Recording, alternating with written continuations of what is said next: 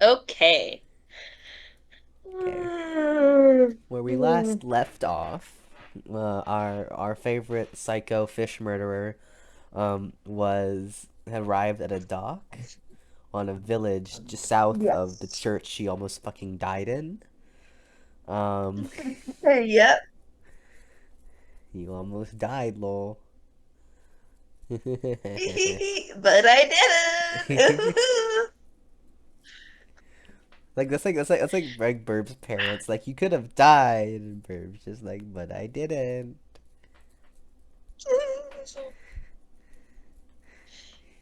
Okay, yeah, and you now currently residing underneath the waters. You look around from this dock, so you're kind of hiding underneath the docks, so you don't get seen, blending in with the water with your skin color. You see, look at the boats, and they all appear to be trading vessels, simple ships used to go out fishing. This doesn't seem to be like a naval base. The docks are too small to accommodate any actual warships. And you see people, mainly fishermen, obviously, walking around, talking, as well as some other dockyard employees carrying boxes and whatnot. The town seems lively enough, you think? Mm. You're gonna, Oh you're gonna God, hate this, what but are you Maroth gonna is gonna do? go swimming out to one of the fishing boats. Like one's not docked. Like one of the ones that are way out. Okay, Hmm? Yeah, ones that are not docked, ones that's way out into the water. yeah. I feel like I know where this is going. You swim out to sea, looking for a boat you see in the distance, approaching it slowly. You look back and see that the village is only kind of visible, but if anyone there wouldn't be able to see the boat from where you currently are. Right. Marath is going to wait until do they have nets out at all? Not nets, but rods. Oh.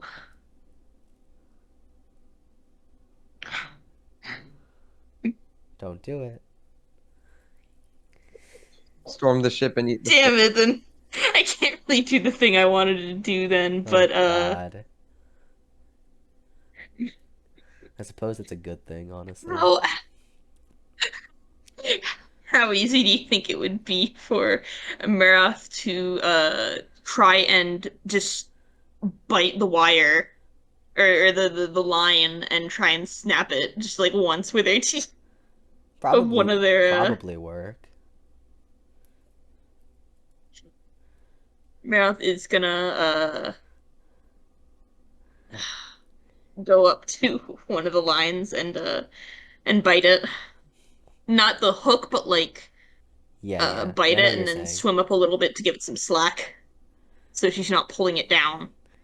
You swim up to one of the lines, and like the fucking menace you are, you bite the line, breaking it, and swimming away quickly. Not like away, but away from the line. Yeah. And then she's gonna. Is there any reaction at all? Did the fisherman? Could the fisherman tell anything happened? The fishermen notice like the sudden decrease of weight from the line and reel it up and notice that their normally long line has been cut very short and are suddenly very wary and confused as to what happened. Are there other fishermen on this boat? Three. I'm going to try and do it to another one of the lines. Continuing to be an absolute menace, you go up to another one of the men's lines, and while they're confused, you bite that one as well. They reel it up, and now they're starting to get concerned and are beginning to peer over the boat into the water to see what's happening. I'm gonna swim down instead of swimming away and not do it to the turtle. Holy shit. You decide to leave them confused like that and swim away back towards the docks. The men are left completely fucking dumbfounded as to what the hell just happened.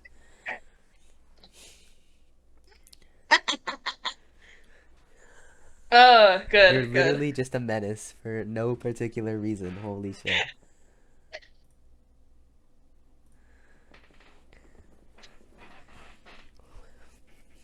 Uh, I didn't get to be as much of a menace because I just never played characters who were much of a menace. So this is gonna be this is just a nice change of pace for me. Ah, okay. Mav is gonna go swim back to the docks and wait a little bit. Swimming underneath the docks, you kind of find a little comfortable place to hide yourself in whilst you wait for nightfall. You you sit there underneath the docks, and it's maybe about early afternoon, 2 p.m. You think you kind of wait there, and as you wait there for night to fall, you do see the fishing boat that you had just vehemently trolled for no reason, swimming back up, coming back up to shore, and you can either try to listen to the fishermen or continue to wait for the night. I want to swim closer to the boat and listen.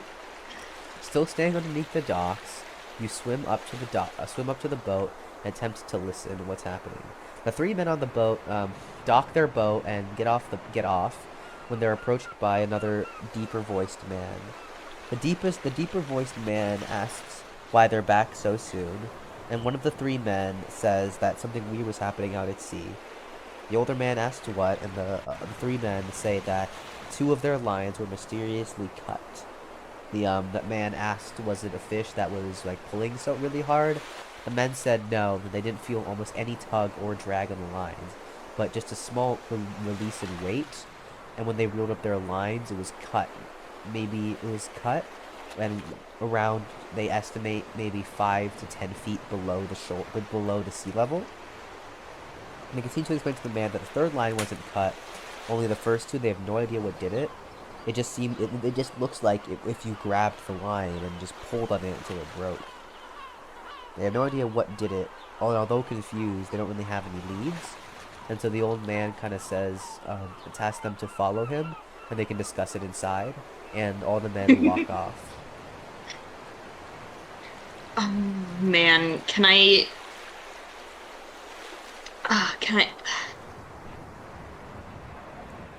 can I try to poke my head up a little bit to try and get a glimpse of the guy that they were talking to, or are they gone? You can try. Okay, Maroth's gonna try to swim at an angle where she can see the man they were talking to. Swimming a bit away from the docks, you try to peek your head up to where no one will see you. So you can get an idea of the man who they're talking to. You poke your head up, and you see the three men who you recognize on the boat. And the older man, and who had a deeper voice, appears to be a bit taller than them, maybe around 4 to 5 inches taller. He has dark black hair. He has basically black hair, with some of it becoming a bit grayer. He has a very large build, but because he's facing away from you, it's really hard to make out anything else. Hot. Anyways, uh, now that I think about it, You subconsciously think hot mm. to yourself in your head.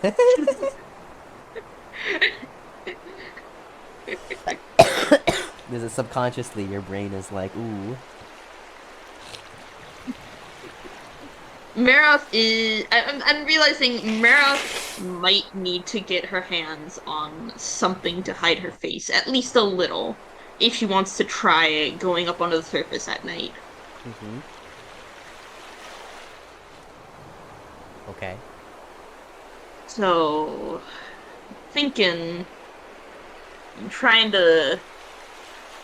I mean, what's more simple than just a cloak to at least hide yourself somewhat? That's fair. But I'm thinking of how the best way to go about that would be. Robin Jamal. Yeah, but I don't know he exists. I don't know where he is. Don't rob me, please. You I'm gonna rob telepathically you. steal Jamal's cloak from him, and Killian, who is sitting in Sol Imperia, suddenly his cloak just disappears and materializes. How? Oh my god. No, Killian is no. just left dumbfounded, like, what the fuck? Ooh. Maroth is gonna continue waiting till night. Okay. Well, continuing to listen, while you wait for the night, more fishermen continue to pass by. You hear the occasional conversation talking about what happened with the other three men. Nothing of really importance, just confusion. But no, nothing really of value. You also listen to other fishermen talking about their catch, family things, small talk. Nothing of real value or anything that really catches your ear. And eventually, after waiting for a while underneath the docks, the sun sets and it is night. Okay. So, how are any of the ships here? Do they look like they still have people on them, or at least have like possessions on them? Like ships that are just parked for the night? None of the ships have people on them. Yeah. Okay. Maroth is going to go to one of the ships that looks a little more like it'd have stuff on it. Okay. And she's Aiming. gonna begin. Oh, Yeah, no, you continue. yeah, she's gonna begin trying to climb up it by like the nets or ropes that you'd find on the side of ships. Looking for one of the larger ships in the dock, you swim up to the rope that anchors it to the dock and grab onto it, bringing yourself out of the water and onto the docks. Quickly, you kind of just jump onto the boat and take a look around. The boat to you is very similar to a trade vessel design. Couldn't fit more than 6-7 people on it comfortably. Maybe 8 if you really Okay. tried. It's oar powered. Doesn't seem to have like it's oar and wind powered. With a sail, center sail, and a few others on the front and back. It's only there's it's not yeah it's not there's only one floor. There's no like underground or whatever. And you look and however there are some like basic stools and like chairs to sit on. You look around and you see a barrel with some rods in it. You and there's a barrel with rods in it, and a few barrels next to it that you can't see inside of 'cause it's too dark, and some crates on the other side of the boat. Mm. Uh, what about doors to any rooms still on this level? No, there is no like indoor. Oh, okay. Maroth is gonna begin looking through some of the crates.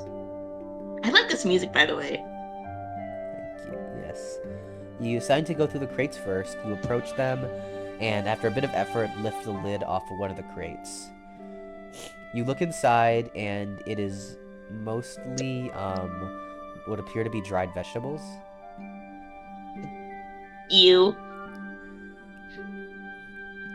Maroth's gonna look through one of the other crates. There are 2 more crates. You open another one, and it appears to be filled with bait. Some artificial, some not. Ooh. Maroth is going to like pinch a little bit of it and just to see how it tastes. Would this work on her? Like, just to see if this would work on her, if she'd really fall for this. But also to know what bait actually smells and tastes like, as opposed You to ignore the yeah. artificial bait that's obviously not real food. You notice some of the other bait that's like things like dead fish. You ignore that and kind of look for some of you ignore like the bait that's basically just animals like fish and worms, and pick up some of like the handmade bait. Like chum. Yeah, like basically chum. Mm. You take some of it and eat it, and you hate to admit to yourself, but it doesn't taste bad. Mm. Does it smell different from normal fish? Yes, Like just a bit, it does. by a bit. Okay. Let me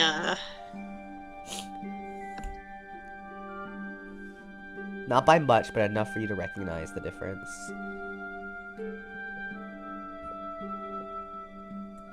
Meanwhile, Achillean in the corner is still wondering where his cloak went, because although Maroth didn't She get doesn't it, actually have it, does I she? know, no, she doesn't. Okay.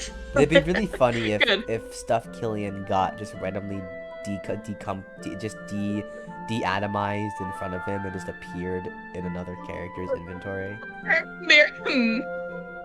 The deep sea god doing a little bit of trolling for his favorite little follower. My character would start to believe in ghosts. I'm not even gonna lie. He's like, what the fuck is this? Wait, Shimon, I think you should be playing Genshin while you listen. I am though. That's the thing. Okay, but are you though? Turn on your activity Yeah. thing on Discord so we can see. You see, I don't want everyone to know I'm playing Genshin because. Oh, come on, how many people would possibly know? How many people are you actually talking to? Okay, but That was mean. Connor will know that there are people who I do talk to who are not very fun. So Then why do you talk to Oh. them? It's I as don't simple know. as that. It's really as simple as that. Tell them that they're assholes and block them. We'll see. I can You think he avoid has the them in real life. self-confidence for that? Anyway, Maroth is gonna begin looking through more crates and just looking for some sort of cloth that can be easily turned into something else. You open the third crate, and to your surprise, it looks to be like a bunch of dried meats. Ooh.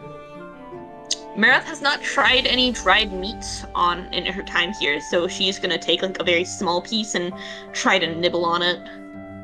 Like a fucking dog, you pick up one of the pieces of dried meat and nibble on it, looking like a dog. It tastes basically like beef jerky. Maroth isn't gonna take any, but it would be good to think about making some or stealing some in the future, if she ever needs to start going more on land. With the It's not like crates she can really take any. It's not like she can take any with her in the water anyways, because it'll go bad. Yeah. With the crates explored, there's only the barrel of fishing rods and the 2 barrels you can't see in. Maroth is gonna smell one of the closed barrels to see if she can smell if there's like food or something in there. You go up to one of the barrels and you smell it, and with both barrels you can't smell anything. Maroth is gonna try to open the first barrel. You open the first barrel and it's just water. Fresh water. Oh. Okay. Maroth is gonna close that and open the other one. You open the second barrel and notice that there essentially more fishing supplies, extra hooks, Damn. extra like string. Damn. However, as you look at the extra barrel, you feel a strong gust of wind blow over you and hear a sound above you. Looking up, you do notice the sail of the boat that is in fact made of cloth.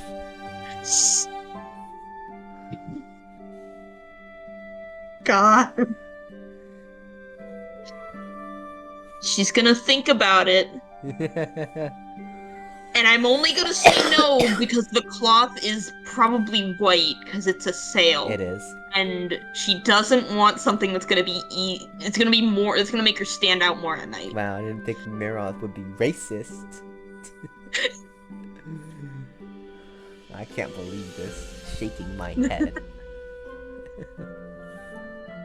Deciding against it because the cloth would stand out too much, you look around for anything else. There are a few more boats docked, as well as some crates on the dock itself. Maroth is gonna go try another slightly bigger ship. Bless you. approach one of the boats, another boat, hopping on, and like the other one, this time this one, a bit smaller than the other one, has 2 crates, 2 barrels. I'm gonna look in the crates first. Opening one of the crates, like the other one, it's just vegetables. In the other crate?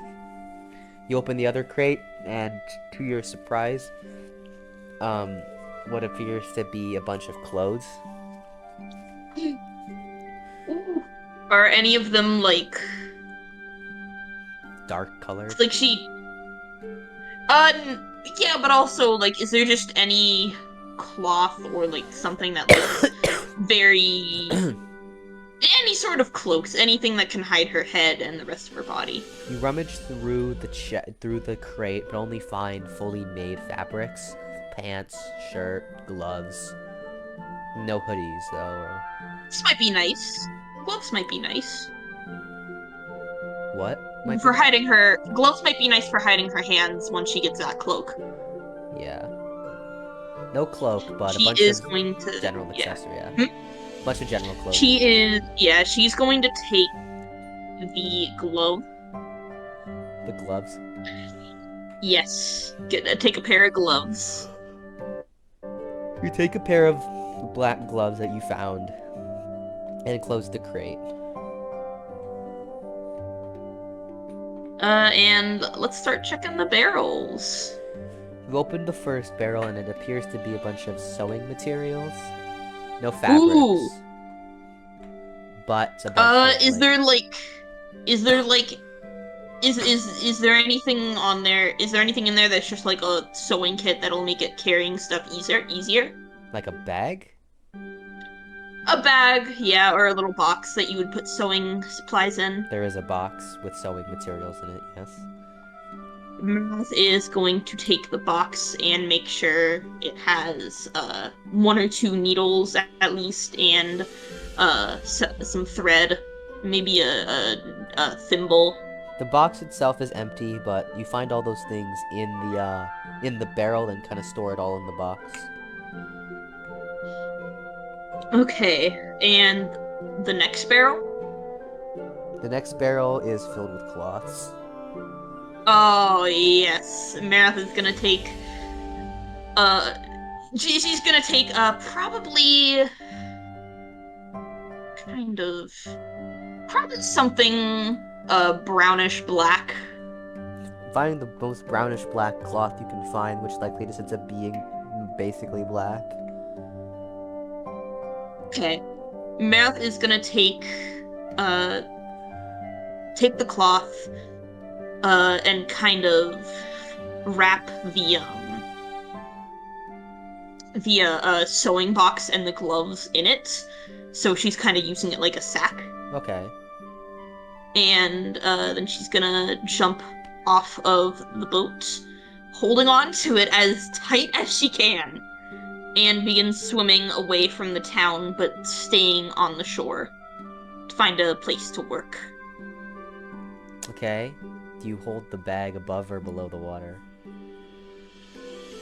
I'm gonna say she tries to hold it somewhat above the water instead of swimming underwater, like swimming above. Yeah. Swimming above the water, just barely. You manage to keep the bag mostly dry and swim south of the town, enough to where it's kind of out of direct view from you. Yes. And then she's gonna go onto the shore and begin waiting for the cloth to kind of dry. You sit there for maybe an hour, and the cloth is, I guess, as dry as it's likely gonna get in the middle of the night. Yeah. And she is going to begin,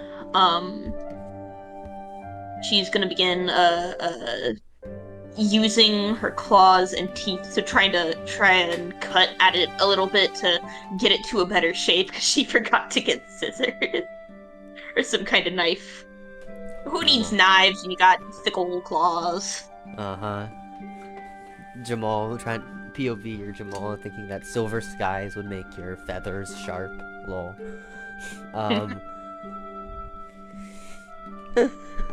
We enjoy bullying Jamal around here. Yeah, she's gonna begin to try into shaping and sewing the cloth, to be more of a cloak so it covers her body more. Laying the cloth out flat for you to work with it. You use your claws, you kind of cut it up as best you can, and cutting up as best you can, and then using the sewing kit that you guys will use your hands and etc. After maybe an hour, say 45 minutes of work, you manage to fasten it into a makeshift cloak. Mm. The last thing I would like to do is go back near the shore and begin looking for some small button-like shells, especially ones that now have holes in them, due to just the nature of how shells and sea rocks can be. Yeah, you find one after searching for maybe 15 minutes. I'm gonna take it and use it as a button for the cloak. Using some string and the needles, you fasten the button shell to the cloak. Good, good. Maroth is gonna try on the cloak and hopefully she did this right. Putting on the cloak, you fits reasonably well. It covers down to your thighs and most of your back and your stomach, as well as your head, but not your face. Maroth is gonna do a little twirl with Oh my the God. cloak. Like the gay little shit you are, you fucking twirl like you're a trans femme with a skirt, and you appreciate your very crude handiwork. Maroth is just a trans femme when they get femme clothing. Holy shit. Okay. Maroth is gonna begin swimming back to the town. Also to just test if the cloth stays on while she's swimming. Although the cloth definitely gets wet, if anything, it helps it stick to your body more. And you swim back to town, and the cloth stays on the whole time. Yes. Okay. Maroth is going to go to the ship she got the sewing materials from, Uh-huh. if she can remember. And she's just gonna kind of climb up and set the box down on a barrel on one of the barrels or crates.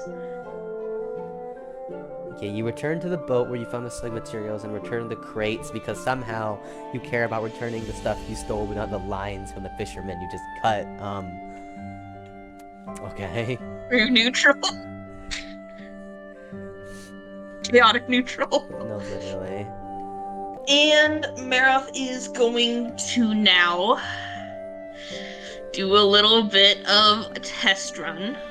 Test. Putting the putting the gloves on her hands. And the town. How busy is the town at night? Not busy If at at all. all. You don't see anyone. She's gonna begin approaching, but staying more in the shadows. Cautiously, you enter the town, being careful to not get caught in too bright lights, and slowly make your way into town. The houses are pretty general standard. They've made of wood, with some stone as a base. No, none of the lights in the house seem to be really on, and by lights I more mean candles and lanterns. And besides the few crude street lamps set up, there really isn't any activity at all. Okay. Hold on, let me check something.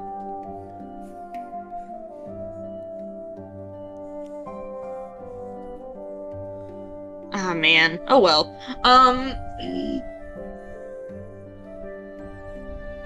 Maroth is going to begin walking a little bit slowly and kind of peeking left and right into windows that are lit because she wants to see if she can find that guy. Walking around the village, you look at the few windows with lights on, but as you peer inside, everyone inside appears to be asleep. No one, with the occasional like man working on like writing a letter or something, but none of them resemble the man you saw earlier. As you walk deeper into town, you eventually notice a very large building that looks almost like the mayor's building in a sense.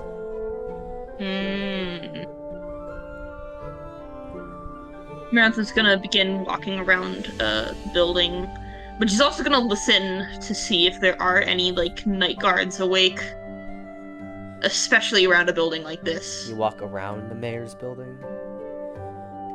Yeah, trying to see if any lights are on, Okay. or yeah. This building seems to be the only building with floors. In fact, it seems to have 3 floors. You notice no lights are on at the first floor. However, a light on the second and third floor appear to be on. Looking for guards as well. You don't notice any like night guards out and about, at least outside.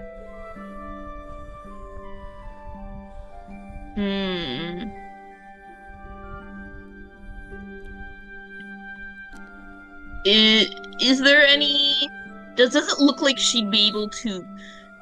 So, are any of the lights in the building? Do they seem to be on? Yeah, the second and third floor lights. Does it look like there would be any way to climb up? Not without a high risk of ending up hurting yourself. Shit. Okay. Maroth doesn't want to get into another near-death situation. Really? So... surprising, I know. So she is going to begin walking back towards the docks. As you walk back to the docks, you enter what basically feels like the town square in a sense. It's got like a big patio, likely for like the mayor or whoever's in charge here to like give speeches, I guess. As well as like some benches in a general park area. As you kind of cross through the center of the town, making sure to stay in the shadows, you suddenly hear a voice telling you to stop.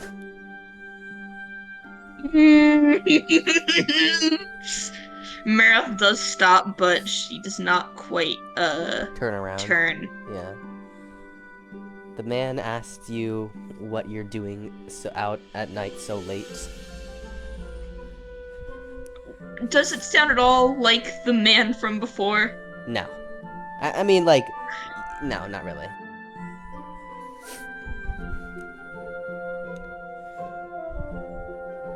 Maroth is going to try and mutter a sound, but like before, when she tried, it's very, very... It doesn't really sound like much other than a strained noise. And then a sudden, very bad... she just kind of coughs very badly. Like, it literally sounds like she has a sore throat just from trying to say one word. The man asks if a cat's got your tongue, and that it's dangerous to be out this late at night, that you should return home before he starts to suspect you for something.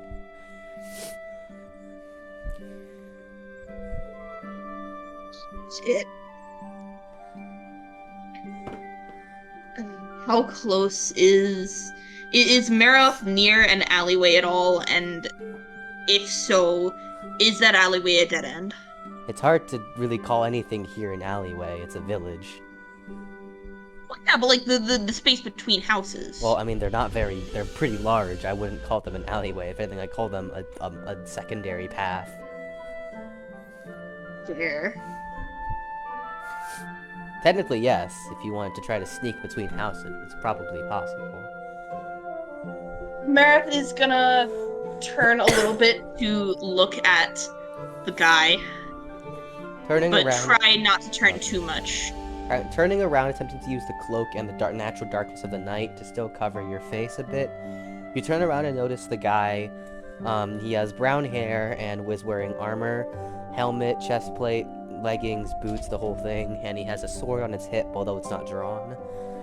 He seems like your standard soldier. Does he look like he has any sort of ranged weapon on him? No. Okay. I know the soldier from before did some stuff, but Maroth is going to begin running towards the docks. Not wanting to get caught again, you begin to run towards the docks, and the moment you take off, you can hear the guard telling you to stop, and starts chasing after you.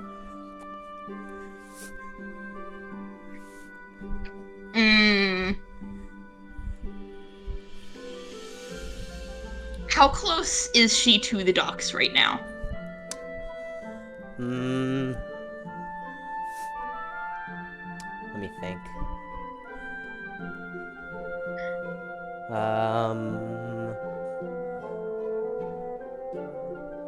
About half a football field away. Okay, yeah, keep fucking running. You continue running towards the docks.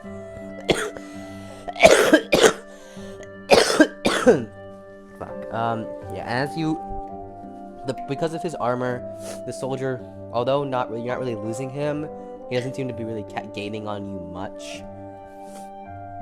You continually, he's still ordering you to stop, and you're maybe about 30 meters away from the dock. Yeah, keep fucking going. Maroth's a bit of a grin on her face now from the chase. Like a dog being chased. But obviously he can't tell that. Yeah. You continue running towards the shore, eventually reaching it to the docks unimpeded. Whatever kind of weird... Just jump in the fucking water. Yeah. Just jump in the fucking water. Not even caring, you just dive into the water. She's like... She's not even a dive, it's more like a leap. A leap. Kinda arms Just flailing. forward, or arms forward, and she's like giggling like the most excited little girl ever as she jumps in. You are a piece of shit. You jump into the water, quickly diving deep enough to where you assume the guard likely can't see you. You wait there for a bit, and he approaches, eventually catches up with you at the dock, and kind of stares into the water, because obviously he saw you diving in, and is really confused, because it's obvious that he thought that you were some probably human girl, or human person, I guess, and kind of waits there like, what the hell? Maroth isn't gonna come up, but she is gonna try and stay close enough to the surface to hear, or at least go to a place a bit away and get closer to the surface to hear. You kind of hug underneath the dock like you did last time, so you can hear the man, and he seems to be muttering to yourself that there's no way that you could be able to hold your breath for what has been about 5 minutes now. Although very confused, it's clear he doesn't rule out the fact that there are water magics. You can hear muttering to himself possibilities, and he mentions a few, including what appeared apparently water magic spells that allow people to breathe for an extended period of time underwater. There's also races that can breathe underwater, like the merfolk. There's also skills that may allow someone to breathe underwater.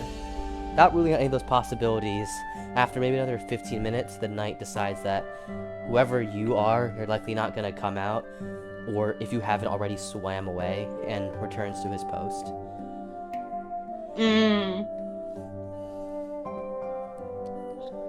That was fun. You're a piece of shit. What? You're a gremlin. What did I do wrong this time? You're a fucking gremlin.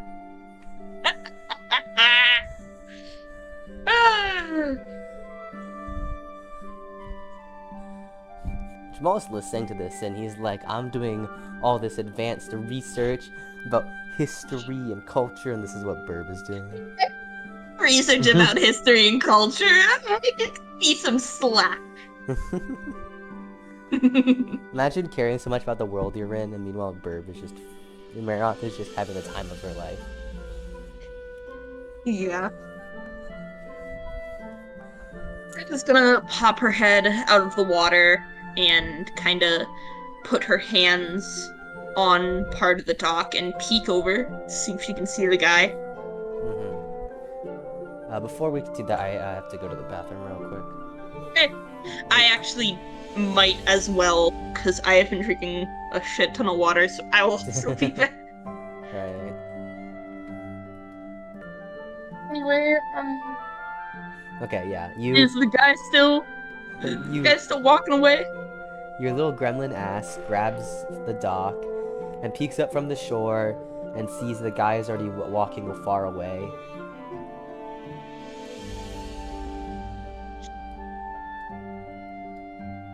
After a few minutes, he's completely out of sight. Okay. Good. Maroth is gonna sink back into the water and just sort of float on her back happily. You kind of sink into the water, floating on your back and giggling like a fucking child. Finding an abnormal amount of enjoyment from this. Yes.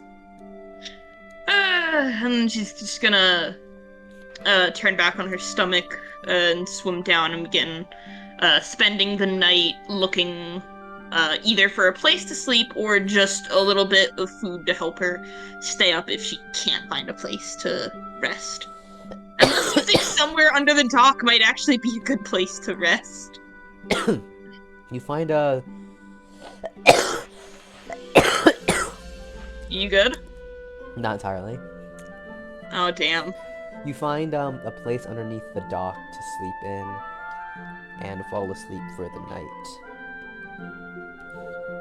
You're awoken by the sound of a lot of people congregating around the dock. You open your eyes. Hold on. Huh? Jesus fucking Christ. There was a sound of it sounded like someone was stomping on the floor above and yelling really loud, possibly angrily. I don't know. They tried to roll for Linny and got D-Luke.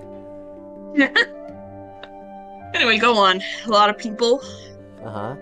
You open your eyes, and the first two things you notice are the amount of people, as well as how hungry you are, because you haven't really eaten much at all. You hear the sound of what's both just normal people and also armored people coming up to the dock. You can either go look for food first or listen in. It's a little bit hungry, but she's going to listen first. More than a little hungry, but remember how high your metabolism is, and you hadn't really eaten anything big since yesterday morning. Yeah. Yeah. Despite how hungry you are, you still had to listen in and listen to the sound of the guard from last night. He seems to be explaining to the other guards about what he saw, and the girl who just, well, I guess they didn't know each other, so the person who dived into the water. The others begin to theorize about what it could be, and some of the villagers are also there listening in. When suddenly you hear the sound of the same man from before, the large man, coming up and asking what the issue is and why they had to wake him up so early. And they refer to him by the mayor. Even still be a menace to his gay little ass. Go on. Me describes the character Burb. Gay. Gay, homosexual, gay. That's fair. That's why Killian is gay. Is that canon? Is that confirmed by the author? Go on. It is canon, guys. It's canon because go on. So. Okay, yeah. Let me listen to my new Althvinhaim blorbo. Jesus Christ. He asks why they had to wake him up so early, and the knight explains to the mayor that there was a really weird experience last night where this cloaked person was wandering around the center, He didn't get to see who they were, so he doesn't know like their gender or what they were. But they kind of ran into the ocean and dove under, and were under the water for like 20 minutes, to which he decided to just return back to his post. The mayor thinks for a second, unsure of what had happened. However, the mayor notes that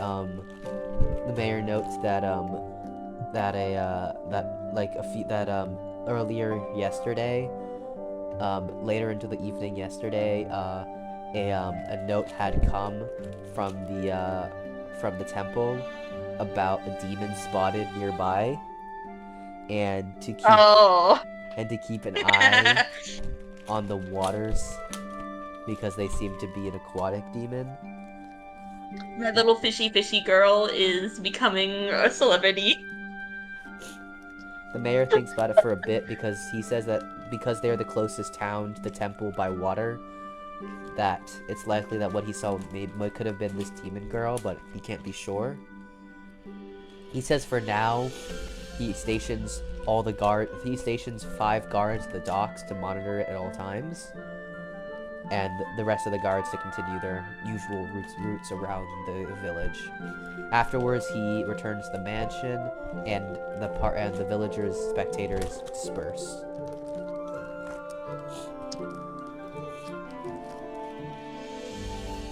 Okay, good to know. It's gonna be a lot tighter security.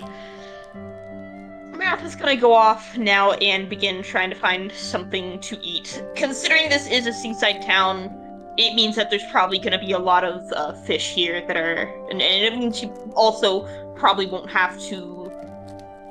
Hopefully, it means you won't have to go against the fishermen too much in order to get food. Yeah. You won't have to compete for food, yeah. Diving a bit deeper into the water to avoid completely being seen by the heightened security, you swim out to the open waters, kind of tracking where the fishing boats are going to get an idea of where the fish are, and then diving under, still within the range of the sunlight, and you quickly find schools of fish to feast on. Divine. Spending the next 20 minutes. What are you, Steven from the Seagull channel? Have you not seen Steven the Seagull? It's a guy who befriends a seagull by giving him salmon and worms every single day. Oh. It's really wholesome. Maybe I have once or twice, but not like regularly. But yeah, but like whenever he has Steven's voice played as an AI. Whenever he gives him salmon, Steven just eats it and goes, divine. Absolutely scrumptious. Yeah, okay. You, after about 20 minutes of catching fish, you feel very full.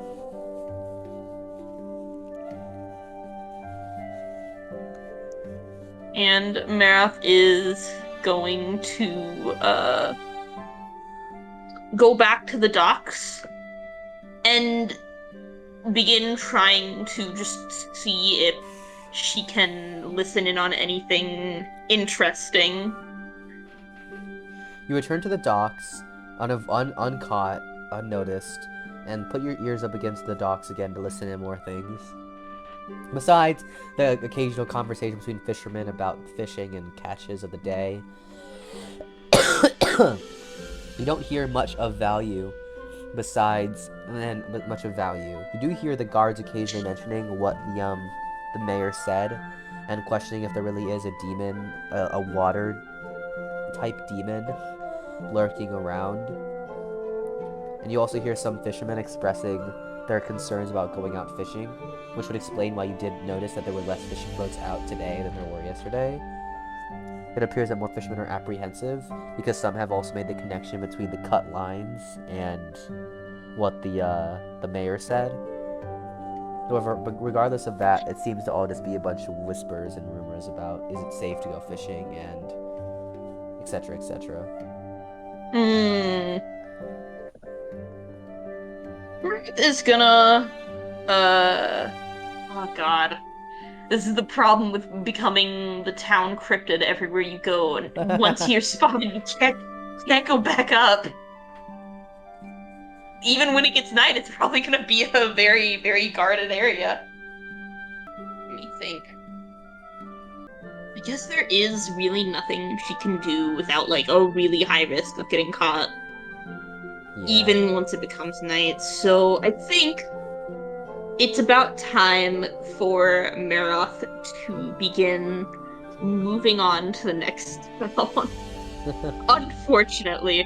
Unfortunately. Why, you wanted the big gay mayor, huh? He'll never catch me. Maybe you'll return one day. Who knows? Maybe I will. Deciding that you've already messed up your chance to really get into the city, you decide that to not risk yourself anymore, you continue to swim.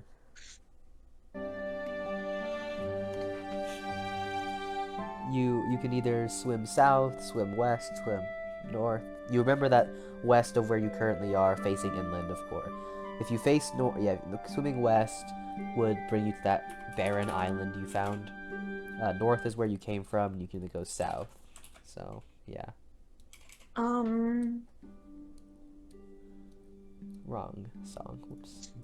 let me write that down in her memories real quick. So say that again. I just want it to visualize it. Yeah. So west was a barren island you found. North is where you came from, and south is where is unexplored. And the barren island, how big was it? Barren island, pretty big. Like, Let's go back to the island. well, you were there before, but you couldn't really make out anything on it besides. It was basically abandoned, an uninhabited island, essentially. Okay. Let's go south then. Let's find.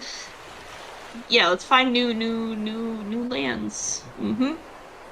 You continue south for the day, occasionally stopping and eating. Not much really happens, as because you're sticking to the shoreline, there really aren't any deep sea creatures that try to attack you. At any point, you can decide to stop and explore the land, but as you peek your head out occasionally, you don't really notice much changing besides plains, with obviously trees here and there. You continue down south until eventually you continue down south for the rest of the day, and as the sun begins to set, you notice another seaside town coming into view.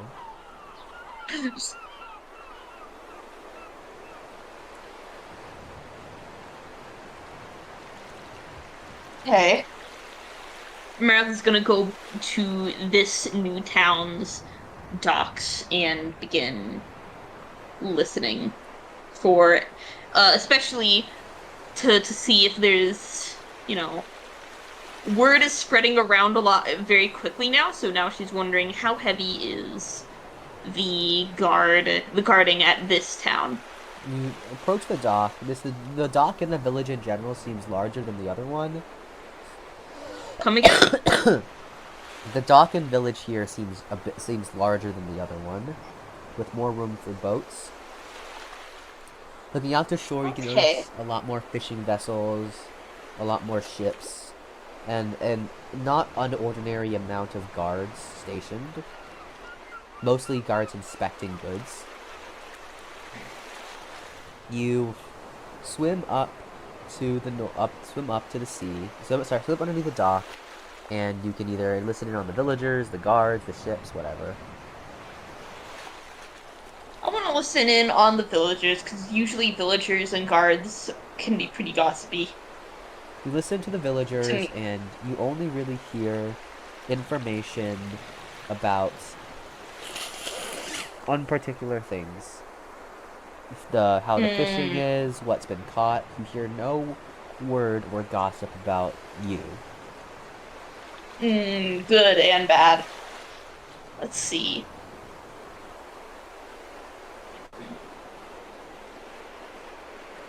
Oh, who was that? Probably Piss Boy if he crashed immediately. That is indeed correct. Alpha's trying to join Maroth and then is gonna crashing. wait. Maroth is gonna just continue listening, especially for talk from any guards that are passing by, Yep, yeah. until night again. Probably once or twice going to get a little bit of food to keep her full while she Yeah. waits.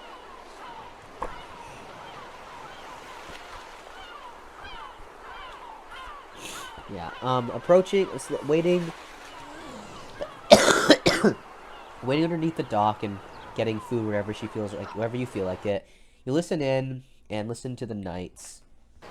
They seem to be talking amongst themselves about daily guard duties, family back at home, but nothing, again, nothing about you.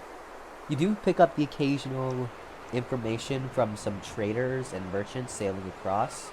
Most of them, from what you gather, are coming from a nation called Akron, and appear to be bringing Ooh. in goods into whatever nation you're currently in. You hear the name of a few other nations, like a few other nations, but they kind of fall off your mind because they're only really mentioned once or twice. Akron seems to be the main nation that is bringing in trade to this port particularly. Okay. As you... T- Which? yeah, Hmm? Oh, you go go. on. No, I wasn't saying. The ships that have sailors that are talking about Akron, what direction do they seem to be coming from? West. Okay. Basically the only really direction you haven't... Basically the only direction you haven't really sailed in, because as far as you can tell, it's just open sea. Right, fair. Fair. Okay, Maroth is going to begin listening very specifically to see if she can glean any information on a ship that is going to Akron. You listen in carefully on what the sailors are saying, and you catch in some idle talk from some of the sailors, saying that after this shipment is released, it will be their final shipment of the month, and they can return to Akron. You try to pick up when they're leaving, and you can make out that they're gonna be leaving. They're gonna be staying here for a bit to recuperate, get some food, wash off like the sea sickness some of them are getting, and they should be departing in 2 days. Ooh, good. Okay. Was Maroth able to tell what ship they were from? Yeah, generally. Okay. Maroth is going to go and spend the rest of the day sort of looking along the dock, just waiting the day away, looking at, around the like the ocean floor near the dock, because near a town there's probably gonna be stuff buried, Uh huh. somewhat. Stuff that falls in the water and sinks, and she's gonna see if she can just find any sort of nice trinkets or something she can take with her. You scan the floor, and for anything of value, and for the most part, obviously, it's just shells and trash, sinkers, fishing rods. However, you do stumble upon some things like a crate, and but however, inside of it, it's just vegetables. Probably just fell overboard. Ew, After a bit of searching, disgusting. you do see something Hmm? shining in the sand. Ooh, like only a fish can. She is going to uh dig it up. Approaching the shiny thing, you dig it up and find what appears to be a sort of pearl necklace. Oh my god. Oh my god. Big question. Are there knots in between the pearls? Because Like, this is indicative of a high-end pearl necklace, and if there aren't knots, whoever the necklace belonged to is a Party City bitch. I have no idea what the difference is between the two. Pearl necklace is knotted so that way it's more high-end stuff. because it's to make sure that if the necklace breaks, the pearls don't go everywhere. Okay. It's like I'm just asking and not information Maroth would know, but I'm curious.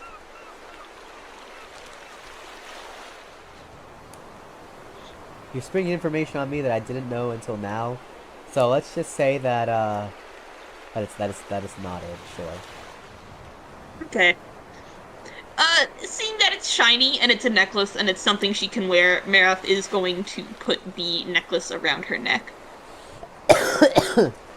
You put the necklace on, and yeah, you can continue searching or do something else.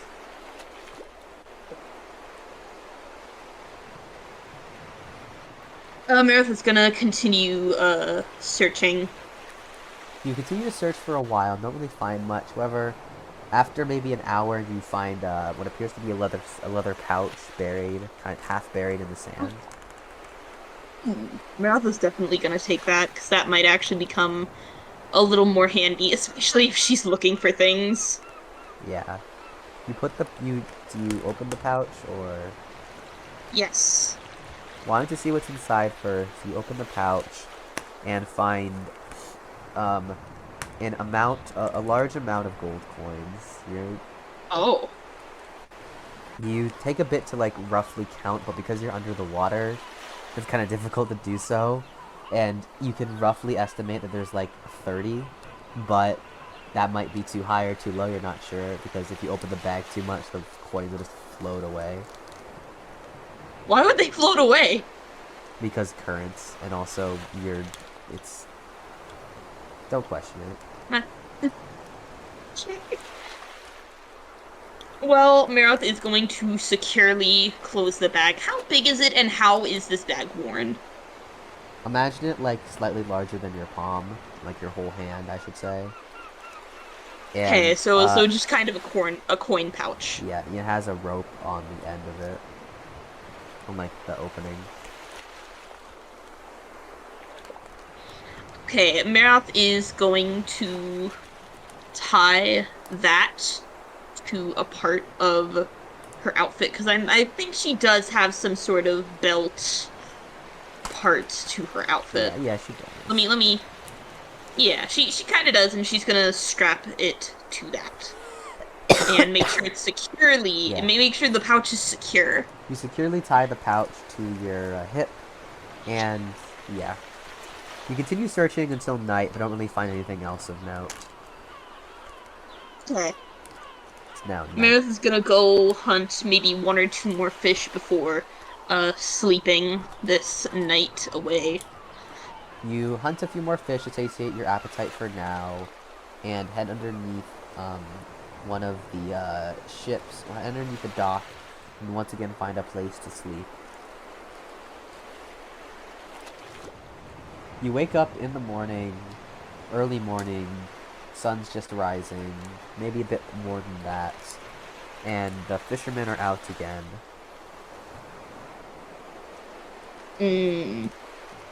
Meredith's gonna begin passing the time again since they said they'd be leaving in 2 days, right? Yes. So that means they're leaving tomorrow? Yes. Okay. She's gonna try and she's gonna listen to she's gonna get her morning news by listening to people on the docks. Yeah. This time see if news about her has reached this town yet. You put your ears to the dock, and you listen to the sound of the villagers. Most of the talk naturally is from about fishing and the same mundane stuff. You still don't hear any information about or gossip about you from neither the villagers nor the guards nor the merchants. We might have to change that. Kidding. Kidding. Okay. Anyway, Maroth is going to... If she's not hearing anything from the guards, then she is going to go search a different part of the seafloor that she hasn't gotten to yet and see what she can find there. Yeah. As you attempt to swim down, something catches your eye in the ocean. A very, very large boat. Not like obscenely large, like the big pirate ships, like you know in like stories.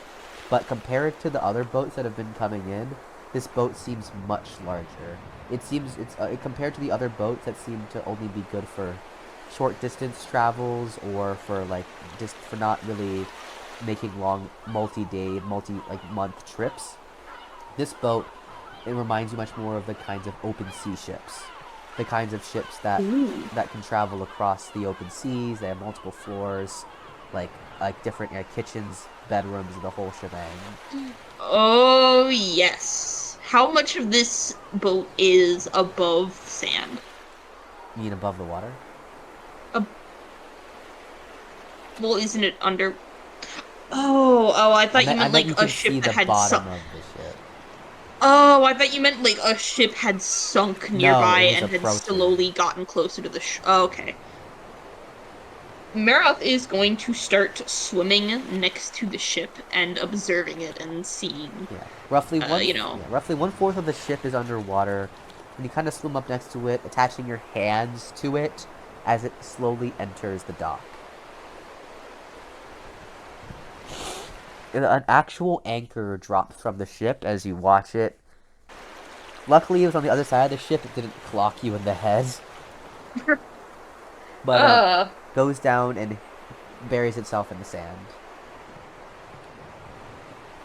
damn. Maroth is You gonna go to the dock area where the ship is and try and listen and possibly see who the hell is getting off this ship. Who's this for? Who's this bougie ass motherfucker? you swim up to the docks and kind of listen in. Being able to see through the water, you see a large ramp descending from the ship, and you can make out these slightly tanned, tall individuals walking off the ship. Although you can't really make out really anything besides their, size and color because of the water. You hear them. You Uh, hear a large crowd approaching. You clearly, whoever these people are, important. You hear the knights kind of giving them a greeting, and a powerful man who's likely the mayor of this town approaching. Unlike the other mayor, this man okay. sounds a lot older, although not frail. Right. He and greets he he greets what he calls envoys from Sawalonia, and that name suddenly clicks to you because you From recall where? from a nation that he refers to as Sawalonia. So, how do you spell that? Thank you. Yeah, Okay, go on. yeah. He thanks the envoy, and then the main apparent envoy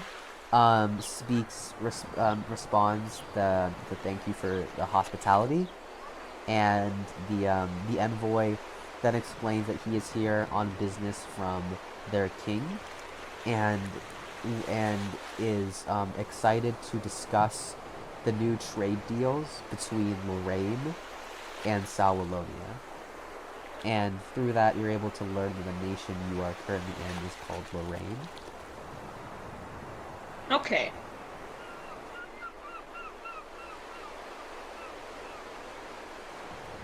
Okay. They continue to Maroth? Yeah, they Mm. continue to discuss matters for a bit, and the mayor offers him um, a place to essentially stay, and the elf says that elf thanks not elf, you don't know the elf, no, scratch that. Yeah.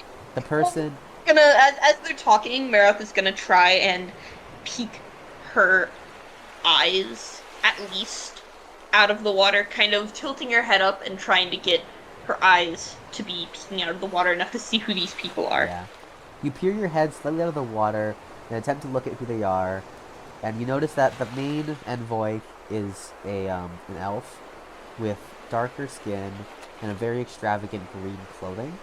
His envoys are similarly dressed but not as extravagant, and they're also elves. Everyone on the ship, from what you can see, are elves of the same race. While examining the elves, you continue to hear the conversation, and the elves explain that they will be staying here for a day, and they will be departing to Lorraine City the next day to meet with the leader of Lorraine. Okay. Interesting.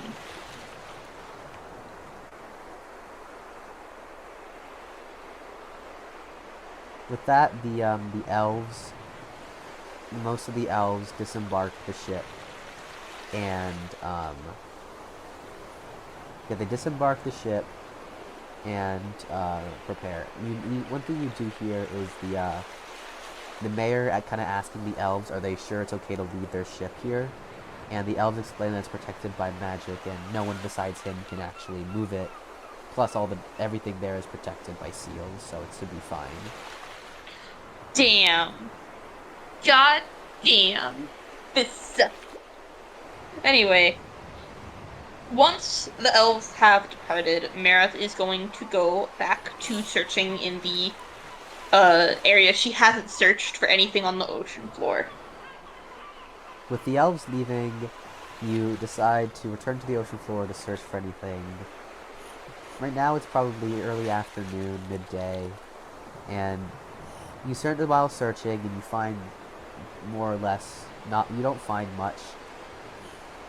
You find a few crates, but they're really full of junk stuff that was thrown overboard, as well as some fishermen's supplies. But nothing of real use besides the two things you found. Okay. One last. I guess she's gonna go. Yeah, she's gonna go hunting again, and this time try to eat a little more than she normally would, both to allow her. But both so she's not as hungry in the morning, and also so she could hopefully follow that ship for a while before needing to get something to eat.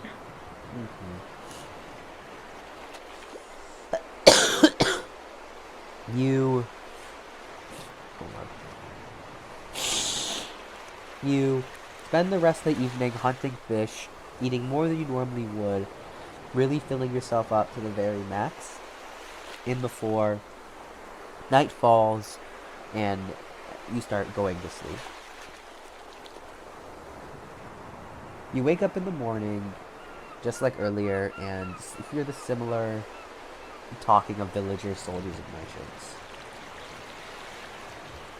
She is going to go over to the ship that was going to be, leaving for, Akron Yeah. You go up to and see, yeah. You go up to the ship with Akron, and you notice that the sailors are starting to gather. However, as you're there, you also overhear some of the villagers and knights talking about an experience the northern port city had with a certain thing. It appears that word from the temple has finally spread far enough down here, and the villagers and sailors seem a bit concerned about this so-called demon girl.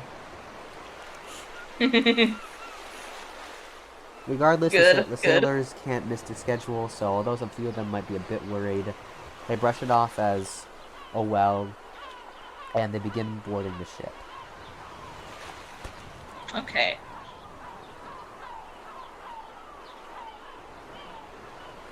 Maroth, by the way, Maroth doesn't plan to board the ship. She follows to swim alongside it. So. Yeah. After maybe another 30 minutes, the boat takes off. Well, undocks and takes off, yeah.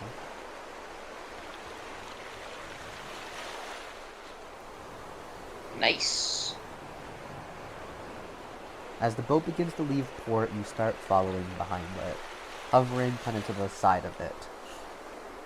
You begin on your journey. Yay! Yes! You travel with the boat, and it's moving at a decent pace, not enough to where you can't keep up, but not too much to where you're overexhausting yourself following it. You almost enjoy the feeling because this is the first time you really sailed out into really open waters. The birds above and like the sun bright in the sky, it just feels nice to kind of swim in the open sea. Although, Good. yeah. You swim just below the surface, obviously, so no sailors looking overboard can see you. And you kind of just enjoy for a moment, just kind of swimming. You swim unimpeded for most of the day. And just as the sun starts to set, you can hear the sailors from above saying "land ho." Yay! And finally, you reach a large port comes into distance, and the ship begins to land. Unlike the ports you were just in, this port is gigantic. Not only are there trade vessels and fishing vessels, but there are also ships coming in from other places. There appear to be warships, combat ships. The dockyard stretches as far as your eye can see. Damn. And clearly, wherever they're landing is a very big city.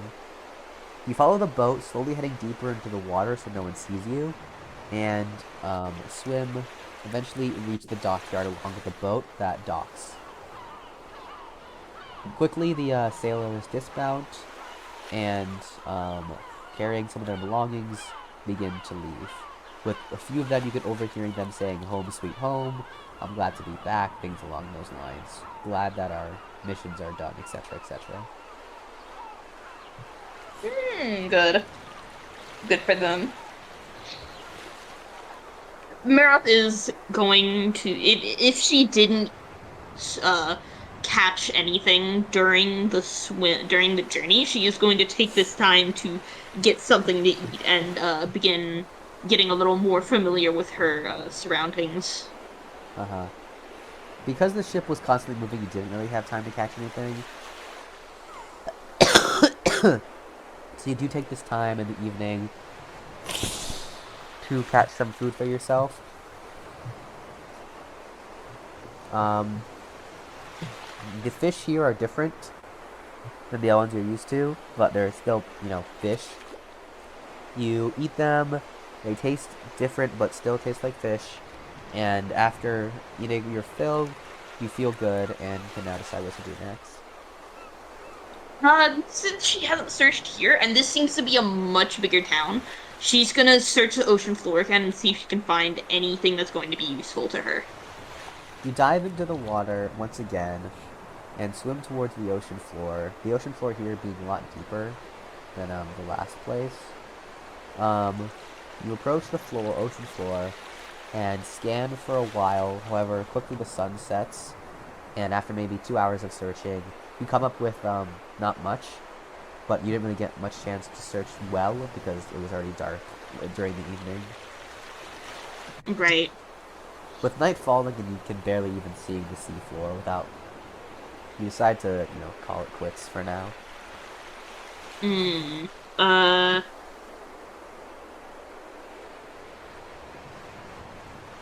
Okay. Maroth is gonna take this opportunity now that things are hopefully quieting down to swim up to the surface, take the gold, the leather pouch out, and hold it above the water and begin. Actually, she's not gonna do it here because if she drops any, she's gonna just keep it at her side. Okay. Still not the time or place to count. Uh-huh. Let's see, let me think. What can she do? Maroth is going to begin,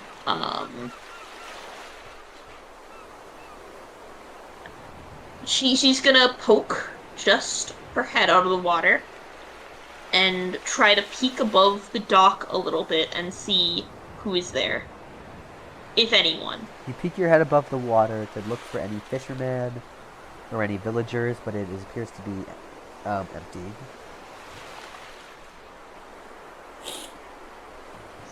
She is going to, as quietly as she can, hop up onto the deck and stretch her arms out before letting the cloak cover her body as much as it can again. Getting out of the water, you stretch a bit after your long journey across the sea. And make sure that your cloak is securely fastened and covering you well. You're now standing on the dock. She's gonna kind of walk down the village, but this time staying much closer to the dock, kind of observing from the side, Yeah, it ain't a since it village seems to though. be pretty big. It ain't a city. Hmm? It's a village. No, sorry, it's not a village. It's a Village. city. City. Okay. Yeah. You notice that? Yeah, no, because this entire place is surrounded by large stone wall. You look, finally getting a good glance at the city. The entire thing is covered in large stone walls with a big entrance for likely where sailors come into and out of the city. And the dock itself is massive. There are countless ships ported. Like, it'd take you like days to explore them all if you really did. You can like explore the docks more, maybe check out a ship, or try to enter the city.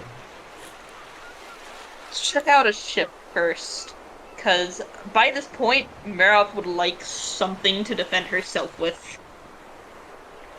You go up to the nearest ship and kind of climb aboard. This ship is similar to the trade vessels you saw earlier, but a bit bigger.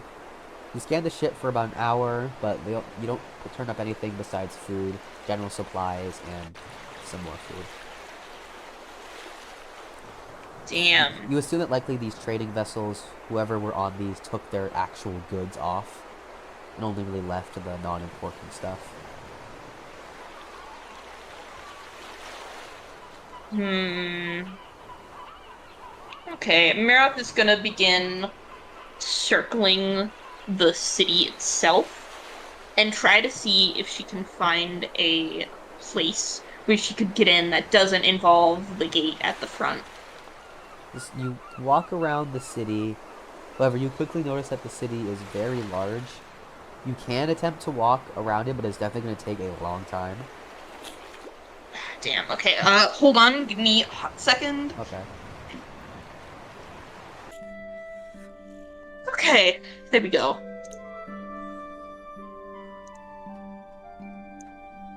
Hmm.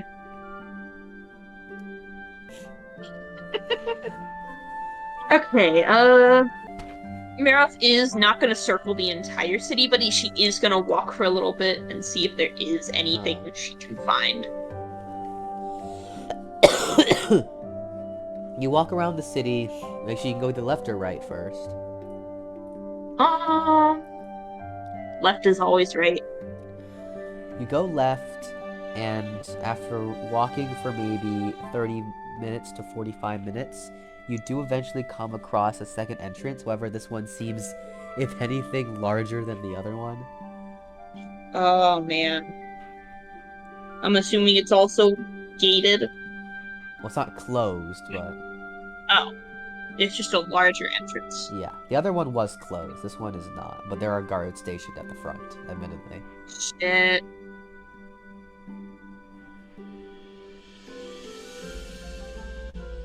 There's no way she is getting past those guards and into the city and then getting out of the city again later. Well, you There's can no try. way. Yeah, I could try, but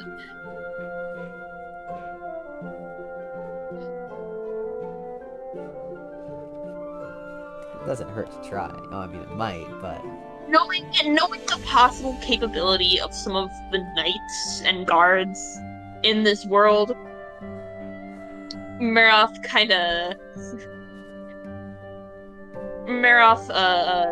seeing that this gate is guarded, turns around and goes the other way to the right.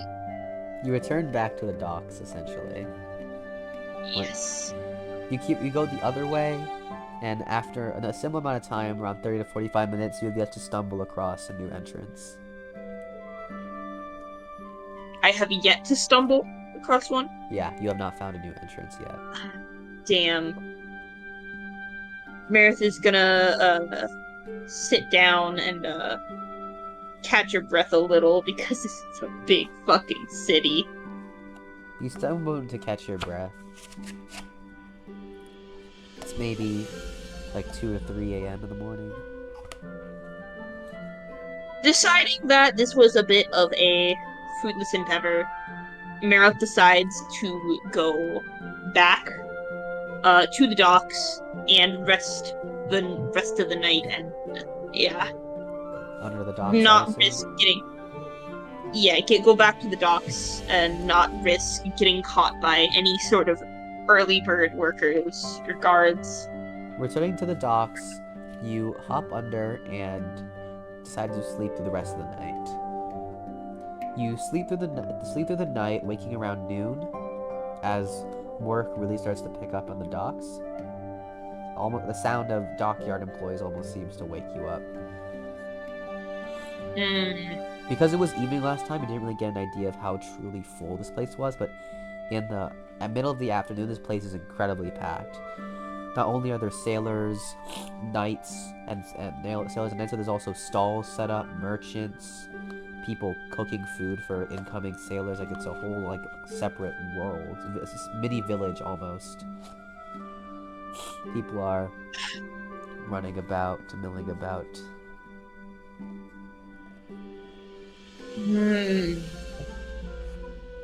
Let's see what to do. Obviously, Maroth is gonna eat some more fish. And she's going to begin searching again for anything on the seafloor that can be of value or that she can use to defend herself. You're not. Because she has a feeling she's gonna need it. I'm telling you now, you're just there isn't much. It's Damn. there is not gonna be much. Oh well. Damn. Okay. Shit. Stuff isn't usually thrown overboard or falls overboard as often as you might think. Believe me, most of the quote underwater treasure you find in real life is in lakes and rivers. That's fair, yeah. And even when people search like the beaches for metal stuff with metal detectors, it's usually on the shore where the tide rolls up. Because any small objects that are carryable by the waves will end up getting washed ashore because tides. That's true. And large objects just generally aren't tossed oversea. Yeah. Well, I guess since Like, and I get what you're saying. she has. But yeah, there are a lot of things where people like find stuff like that underwater. It's gonna be at a lake because it's much easier to lose things there than it is to lose things in the sea. Okay. Well, since she's in a new nation, Maroth is going to begin. She's gonna remember that this is here, and then she's gonna begin swimming along the shore to see if she can find a less heavily guarded place, or at least some place to kind of get her bearings a little more. Do you go north or south? Let's go south. Okay. You head south down the village. From the city, sorry. In the morning, occasionally snacking on fish. But as you go south, eventually come across a very steep turn on the shore and are going west for a while. Eventually finding yourself going south again. As you continue to basically you're swimming southwest at this point. Okay. You continue until eventually you're heading exactly west. And at this point it's probably around the afternoon, 3 p.m. The way you're going, it almost feels like you're on an island, which might make sense because if where you were from was a continent, this might be an island nation that is bringing goods from there to there. which would explain the oddly small size of this entire coast. Either that on your or you're on a really oddly shaped peninsula. Okay. As Maroth this, is gonna. Oh, go on. you can continue.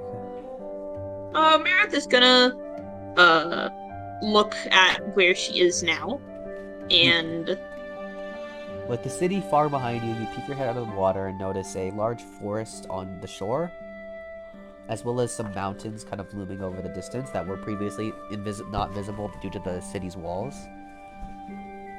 ooh, let's go to the fucking forest first. You approach the forest, you get out off the shore, and approach the forest. It's a lightly wooded forest, not too large. You're now at like the edge of the forest.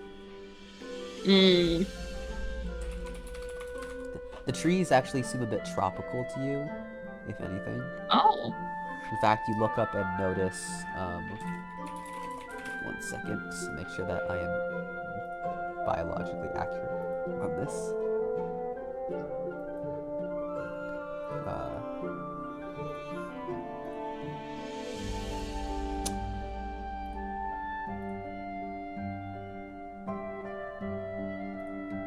Yeah, you notice very tropical looking trees, yeah. Okay.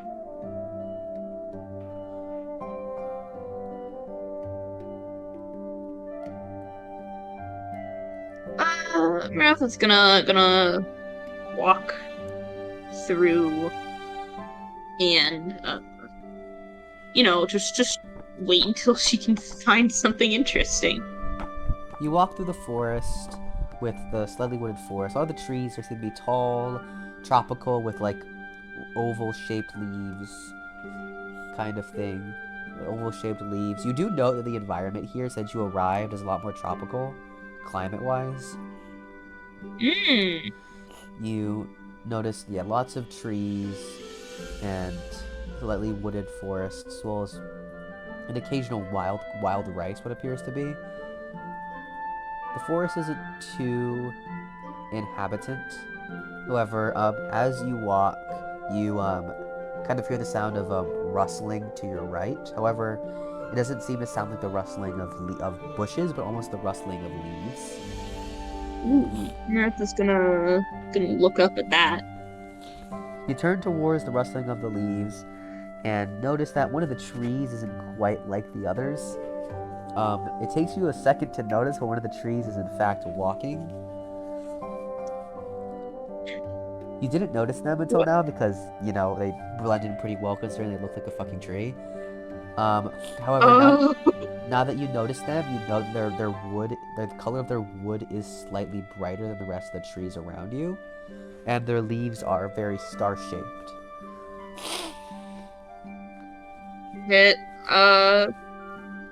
Maroth is gonna look at the tree that was rustling and kind of go in this very raspy voice. I The tree seems to notice you. It appears to have a mouth on the trunk, but no eyes. However, it seems to look at you for a second before completely fucking ignoring you and walking away.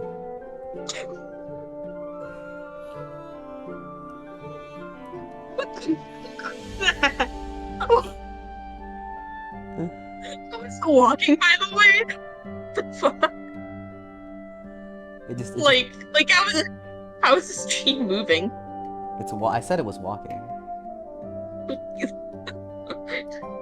With its roots. Like this is... I see.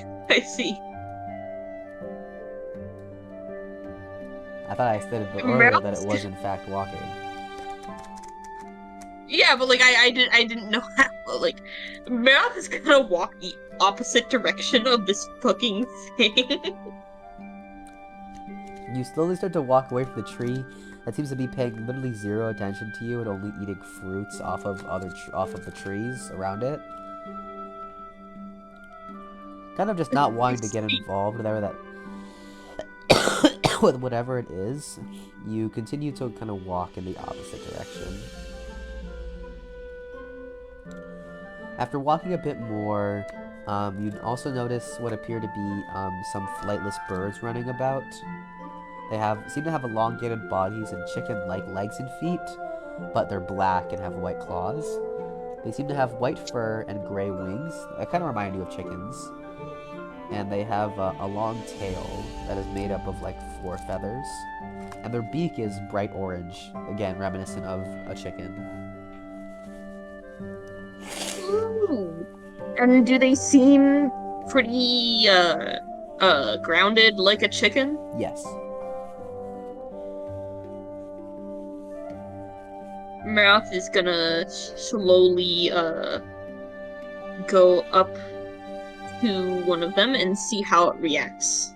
You try to approach one of them and they don't seem to be paying you any mind, which kind of confuses you. But once you get within, say, 3 feet of it, they bolt off faster than you can even see. Oh man. Damn. They kind of just like turn into white blurs and just dash away. They don't dash away far enough for you to not see them anymore. They only dash away like 20 feet. But you imagine if you approach them, the same thing's gonna happen. Oh, what happened to the pot? That was weird. It's dying. Okay. Lol. What do they appear to they're just like scratching at the ground the way chickens do? Pecking? Hold on, give me 1 second. Okay. Okay. Okay. Yeah, they're just like pecking at the ground, digging up what appear to be seeds from plants. Okay. Maroth is gonna look up at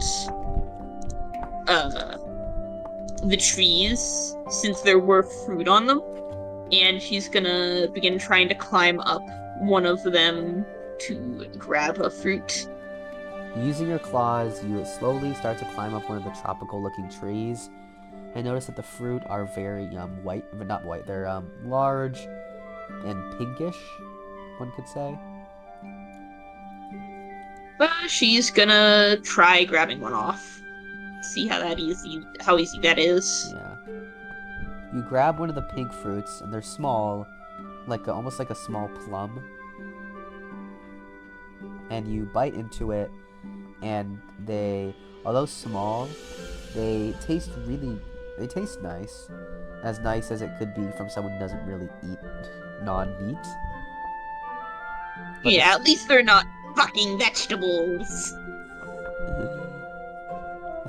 Sylvia's forcing Maroth to sit at the dinner table, you're not leaving until you eat your vegetables.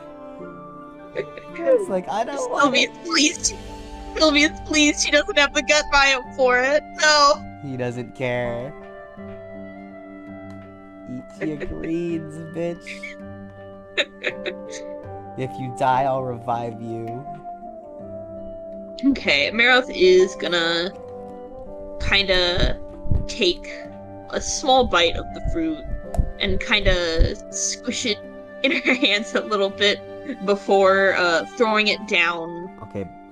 Kinda close to one of the chickens, seeing how they react to the food. You take a few more bites of the fruit. Tastes alright. It's pretty sweet. And squishing it for no reason other than the fact that you're a gremlin, you He's trying to make it easier for the chickens to try and eat. Sure. Yes.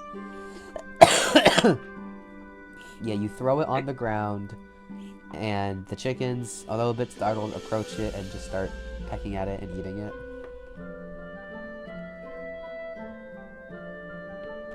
Maroth is gonna slowly. Okay, Maroth, knowing that these chickens will eat it, she's going to grab another, and then go off to try and find some. She's gonna begin trying to find plant fibers as much as she can.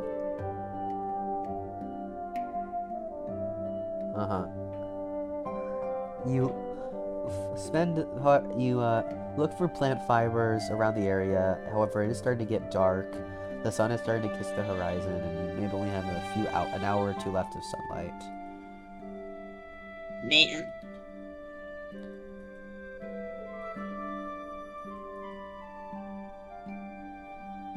Uh, After she gets a view, but probably not enough, she's gonna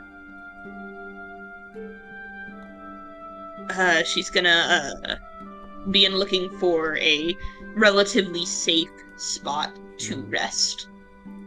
You know, what's something I just realized? Yeah. Going over your memories, I just remembered. Didn't didn't you bring the spear with you? I thought she left it because it was just really heavy. Yeah, we'll go with that. Yeah, I remember Maroth being like, okay, the spear was good for getting the sheep, but it was kind of heavy, and I don't want to lug that Yeah, around if I'm going to okay. be Because I swimming. wasn't sure if you kept it or not, and if you did, we might just have retconned that. Because yeah, I'd forgotten if No, you. yeah, I was thinking about that earlier, and I was like, yeah, she left it because it was just too big. Okay. Okay. Yeah. Anyways. With the sun starting to set, you look for a place to sleep, but in this lightly wooded forest, there really aren't many places that besides underneath just a tree. I guess that'll have to do for now. Okay.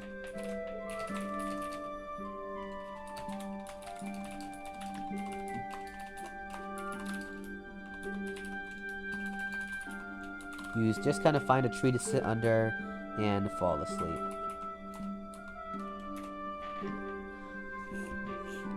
You eventually wake up in the morning, a bit uncomfortable because, you didn't really sleep in the greatest spot.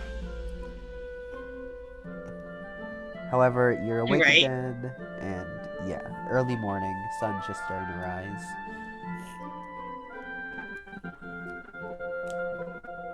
Math is going to she's going to continue looking for plant fibers again, but also see if she can find any of those chickens. You look around and look for some plant fibers. Eventually, find a few. Um, you find like these almost. Yeah, hold on.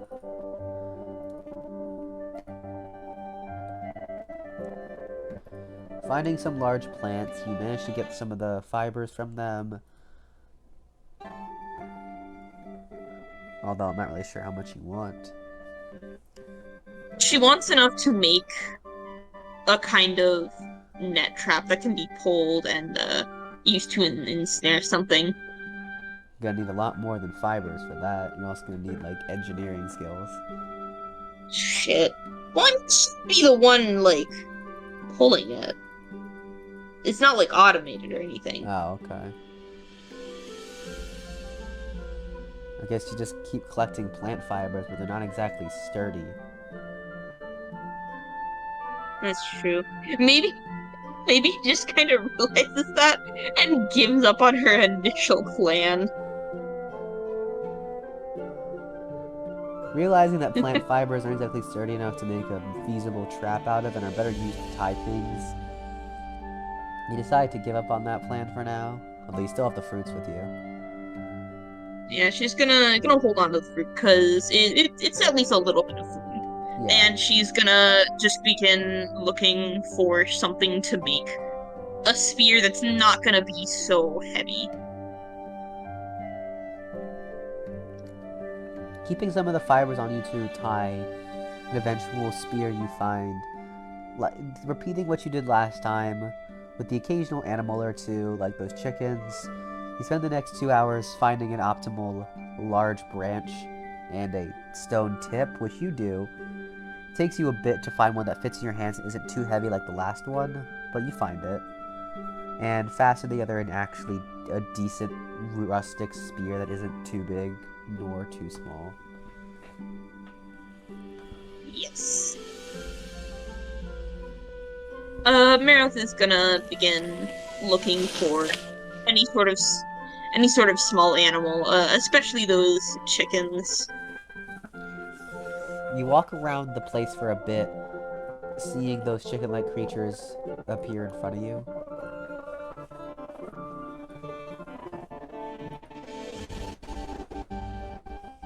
Spot is gonna mute that for now. Maroth is going to, from a way away, uh, get a good view of one of the chickens, and she's going to aim her spear and throw it At the chickens, at the chickens. Yes, at one of them. you miss. Shit. The chickens disperse. Shit. Ah. Maroth sadly walks over and grabs her spear and decides to look for something a little less fast than weird chickens. Okay. You continue to walk around the You continue to walk around the hold on. You continue to walk around the forest for a bit, and eventually you notice a familiar face. It's the sheep from the start of your journey. Might as well have another sheep.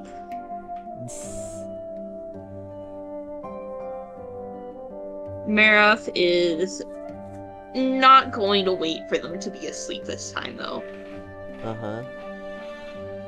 She's simply going to try to find one that is a little further away from others to single it out, and once it's looking away from where she is, she's going to charge it, spear pointed at its side. Uh-huh. Noticing one of the sheeps kind of diverging a bit from the group to get some food. You decide to charge it with your spear. It notices you and starts to run away. However, it's a bit too late for it, and you manage to stab it with your spear. The same feeling of stringiness you got from the last sheep from its very sticky wool. Again, you get that feeling, but because this spear isn't as large, you have less of a hard time, like stabbing it. Maroth is gonna rip her spear out and then try to get it again more in the neck. Pulling on this with the sheep wounded and the other sheep running away, long gone. You pull out your spear and try to stab it in the neck. You miss the first time, but only catch it in the side, but that further injures it, and the second time around you manage to get it in the neck. It falls over, bleeding out, but it isn't really dead yet.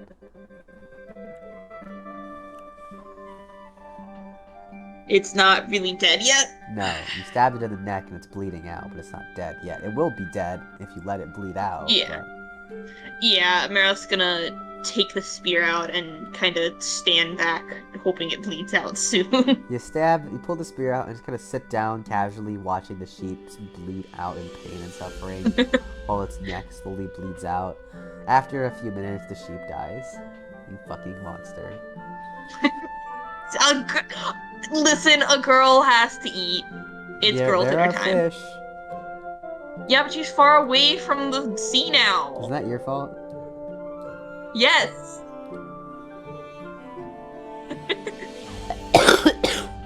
Well, nothing as interesting. She couldn't get into the. Also, bless you. She couldn't really get into the towns yet, so she's seeing what is, what she can find more inland. Anyway, she's gonna eat the fucking sheep. You eat the sheep once again, like last time, absolutely covering yourself in blood in the process.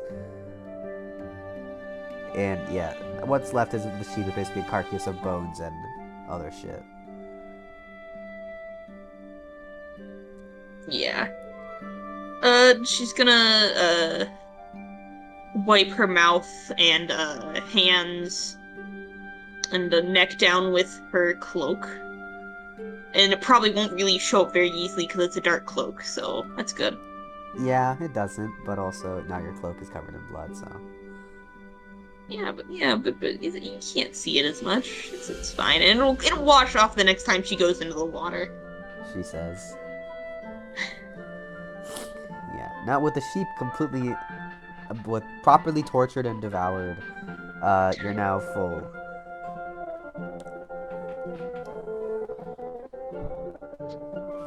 Maroth is gonna continue going inland. Okay.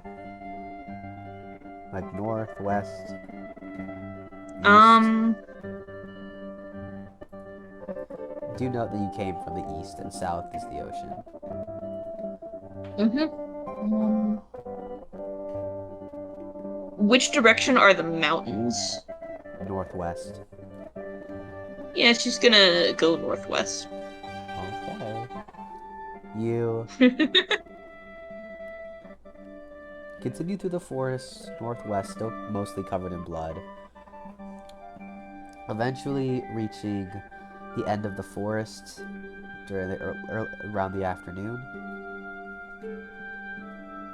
You exit the forest, although it wasn't already that wooded, and notice the mountains kind of slowly starting to loom above you. Hmm. Before she goes anywhere near the mountains, Meredith's gonna search the area for any inland source of water she can find. Nothing. Ah, shit.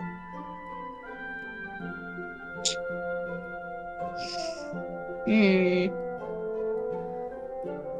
She is probably going to go then, at least back to the ocean to wash off the blood then, now that she knows where the mountains are and how to get there. Heading back down south, you spend the rest of the afternoon walking through the forest when suddenly you hear the voices of people in the forest.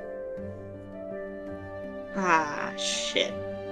Are they in the direction that she's going? They don't know you're there. She's there now. Yeah, but are they in the direction that she's going?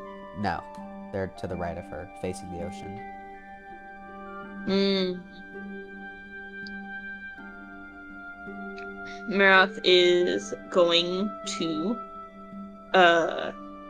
sneak closer to the sound to see if she can get a view without being spotted. Using both her cloak and the trees to hide herself, you slowly approach the voices and see a small party of what appear to be adventurers. Two men and two girls. One of the girls seems to be almost dressed like a magic user. The other girl seems to look more ominous, in a sense, darker clothing. One of them, and both men have swords, although one of them has a great sword and one only has a long sword. They're dressed in light armor, and they seem to be, from what you can make up from their conversation, they seem to be hunting down sheep, the sheep that you were hunting, although they refer to the sheep as Almerian ewes.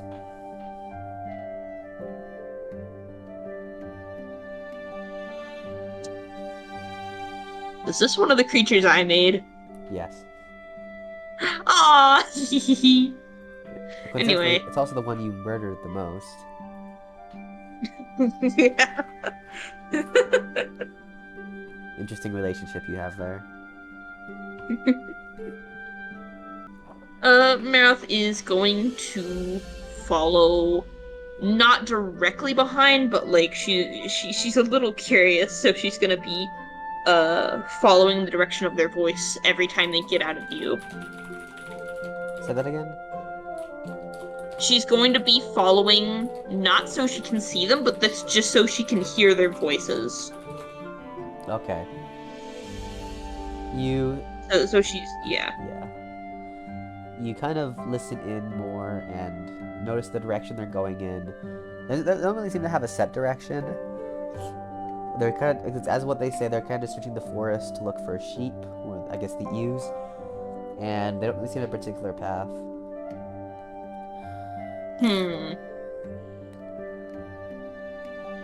Are you sick? Was that not obvious? I guess it was. I just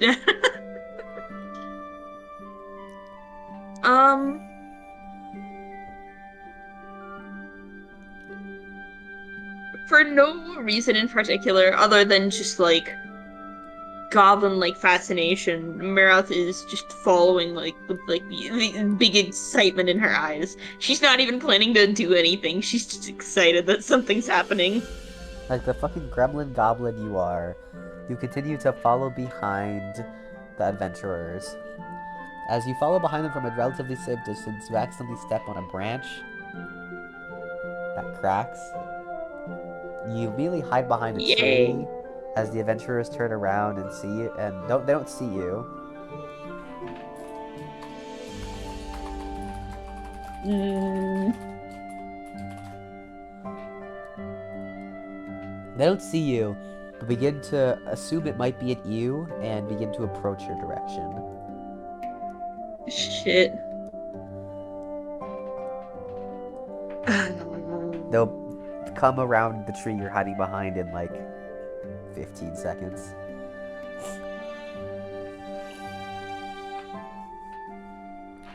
Fuck it, Weeball.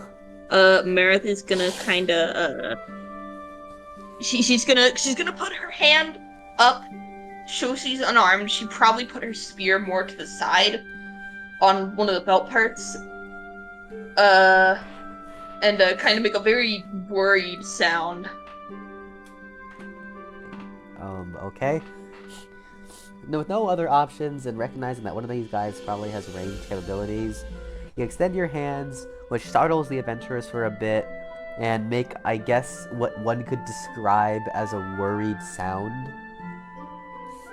No idea what that's supposed to sound like, but I guess it gets the message across. I don't know either.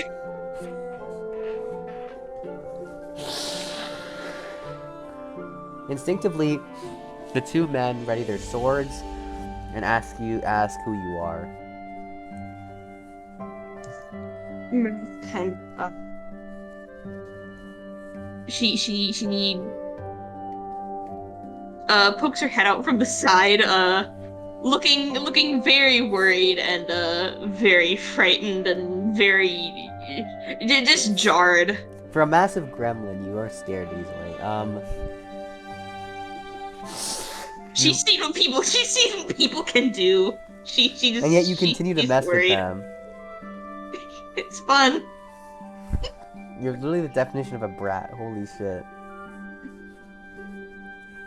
Why is Mara just the definition of a brat? Oh my god. Anyways, yeah, you peek your head around, and looking frightened, the adventurers, realizing you're not a monster, kind of put their weapons away and ask who you are and what you're doing in the forest.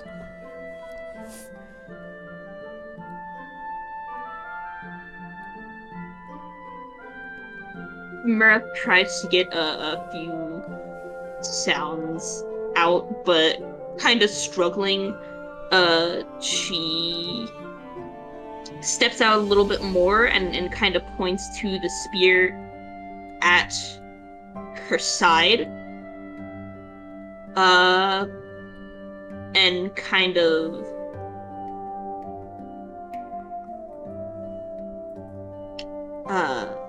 God, how do you fucking Did we establish gesture why she that? can barely speak? Huh? How did we ever establish why she can barely speak? I think we talked about it a few times, and it was just kind of a trait that had happened to the species of tiefling she was. Okay.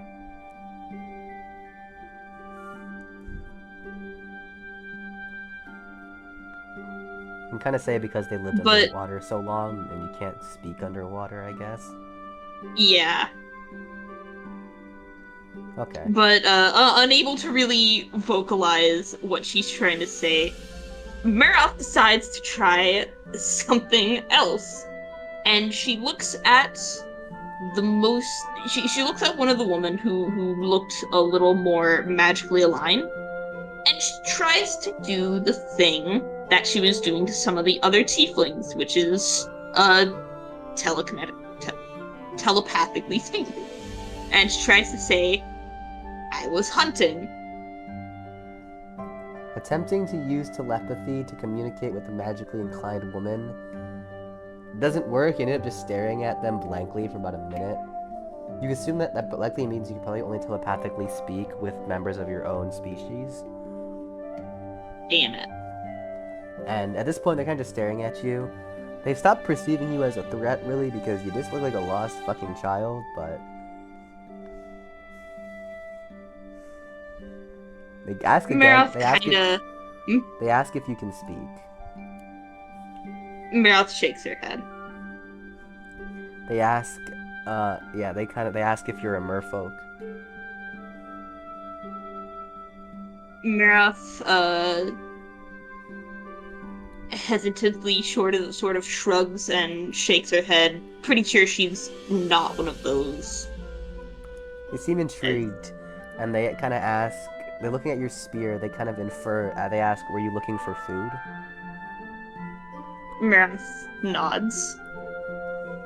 And they ask, they seem intrigued. They kind of mutter amongst themselves. You kind of make out that they're saying that they don't really know what you are. You're definitely some sort of race, but they can't really make out because of your cloak. And they kind of just ask if you'd like to join them hunting some sheep. Well, I guess you.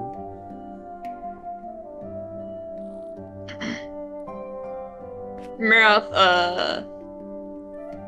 hesitates for a few seconds before, nodding. You slowly approach the adventurers, and one of the women asks if you can say your name.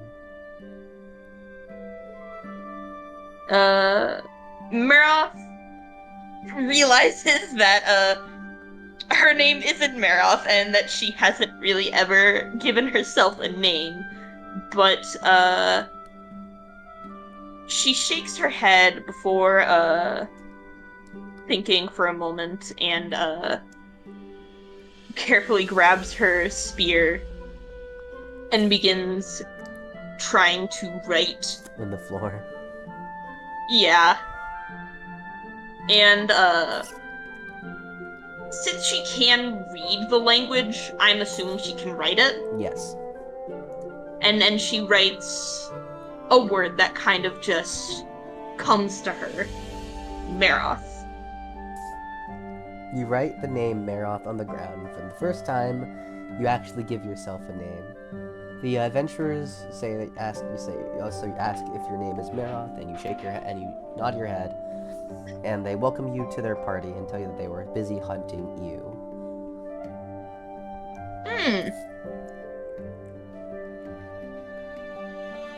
You begin to walk with them as they continue to stumble through the forest, explaining to you that they're adventurers from the adventurers from the town, from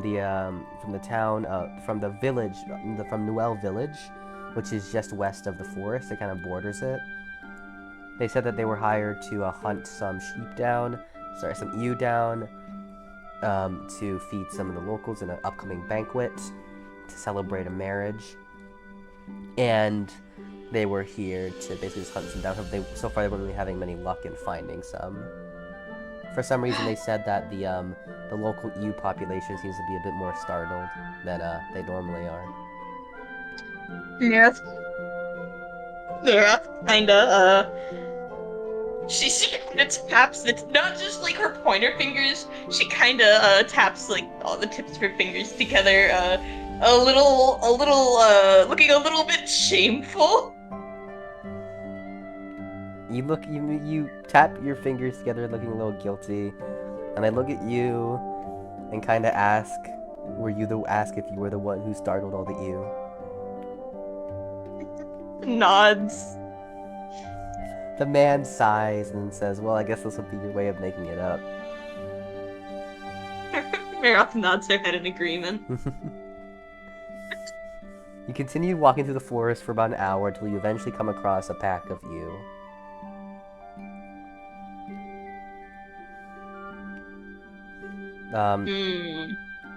Yeah, Do they have some sort of plan? yeah.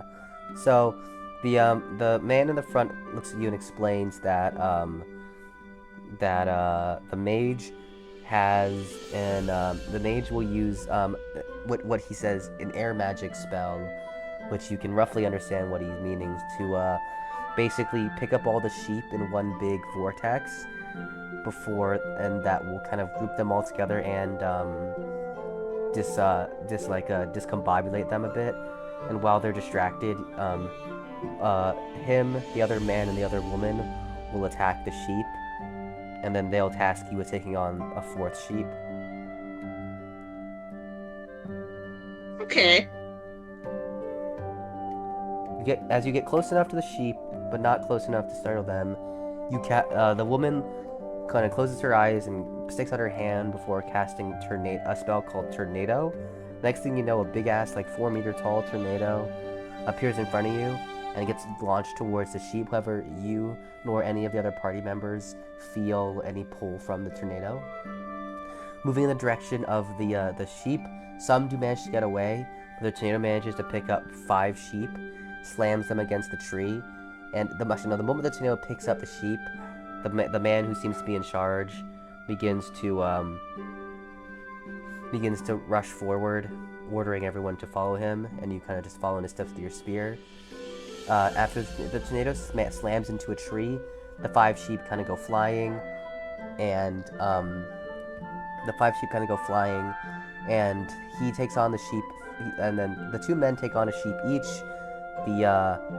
The other girl who appears to be almost like a thief attacks the other sheep, and you are kind of just running towards another sheep that's also like confused. Yeah, Maroth's gonna try and get it directly in the neck this time. With the sheep completely like basically confused and almost like rolling on its back, you easily stab it a couple times in the spear in the neck, dispatching it. And then you notice that one of the sheep, the 5th sheep, is about to get away, and you almost want to go after it, but out of nowhere, from the direction of the female mage, a blade of wind basically soars through the sky, cutting its head off.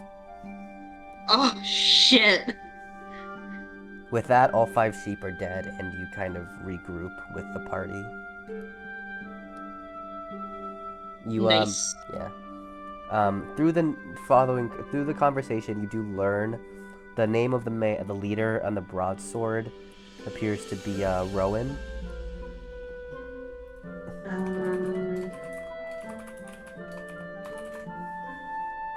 Yeah.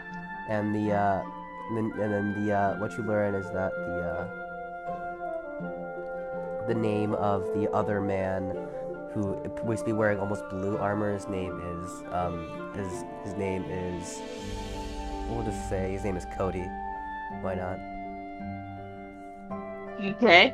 And then the female mage, her name is Lila, and the other woman's name is the woman who has the knives. His name is Jade. Okay. They seem to be happy that they were able to take out all 5 sheep, and say it'll be more than enough with their quest only requiring 3. And then Cody kind of walks up. Actually, give me a second. I need to check something first.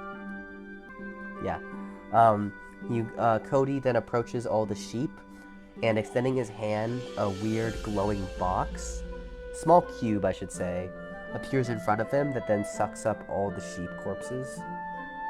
Oh jeez. He then walks back to everyone. Seeing that you look a little surprised, Cody explains that that's his advanced skill, Pocket Dimension, that allows him to store things in a large dimension so they don't have to carry it. Maroth has this kind of wide-eyed look, and her fins are sort of twitching a little bit. She seems very impressed. With that, she says that the quest is complete, and Rowan asks if you'd like to join them back at the village. Maroth looks a little surprised, and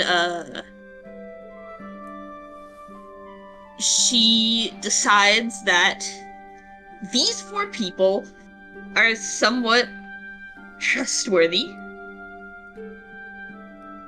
and she kinda lifts her hood back a little bit, revealing a few more of her features and looking very confused, as if like just very surprised at the offer. Lifting up your hood, the rest of the party gets a closer look at you, but are still confused and don't really know what you are. In fact, the first thing Rowan says when he sees your hood is asking if you need a bath because you're covered in blood.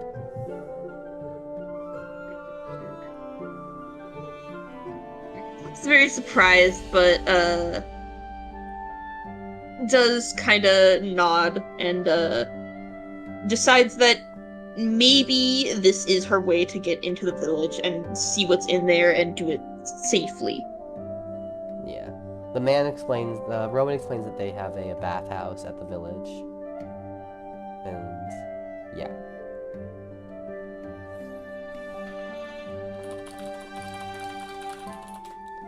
With that, the evening approaching, you follow them out of the forest west to the village. Entering the village, it reminds you of... The village reminds you of the village you visited earlier. It has a dockyard. It's roughly the same size as the second village you visited. Yeah.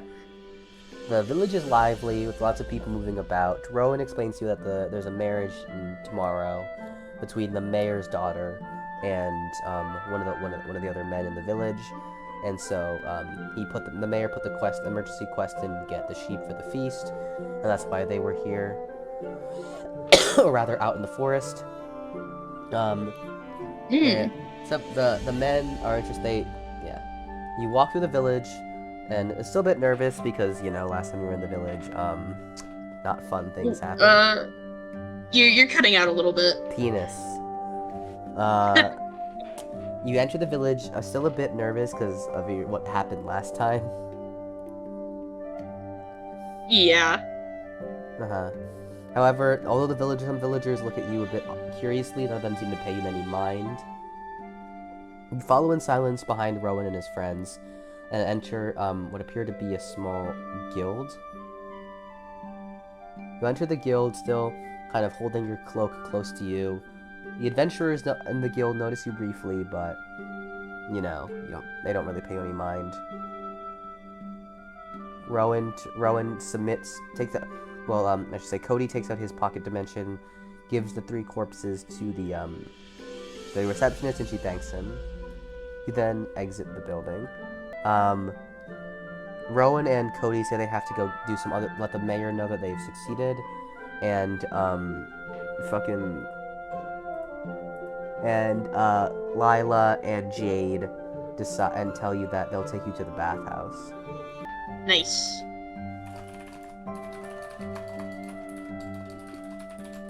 I think Maroth might actually hold Lila's hand.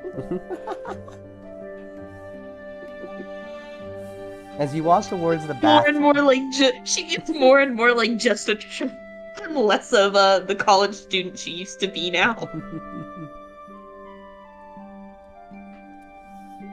Kind of holding on to Lila's hand. Lila's a bit surprised but doesn't seem to mind, kind of recognizing that you're a bit nervous being in this place. You and her both follow next to Jade, and eventually reach the bathhouse. You enter the female side, and Lila kind of hands you a towel and says that you can get changed in the changing room.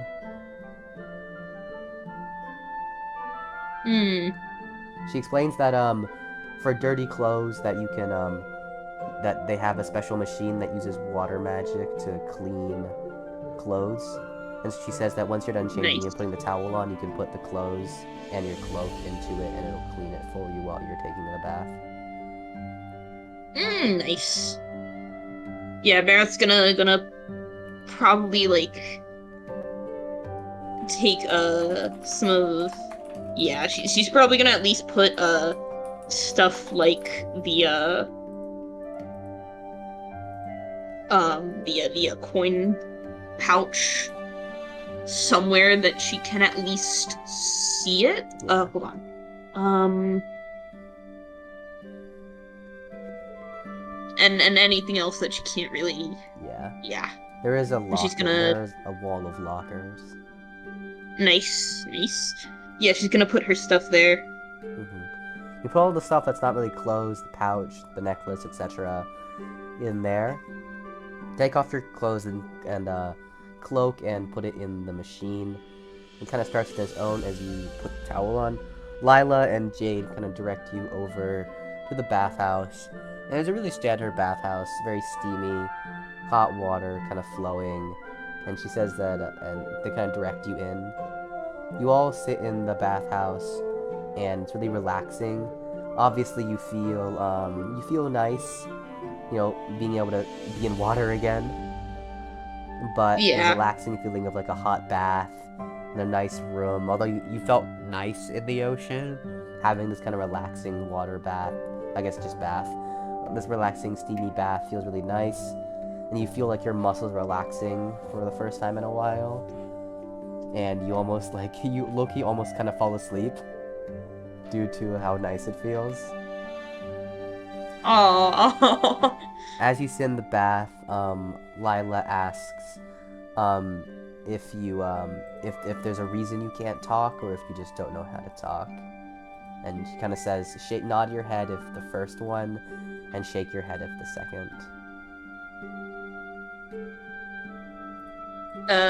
Maroth nods her head. There seems to be a reason that she just.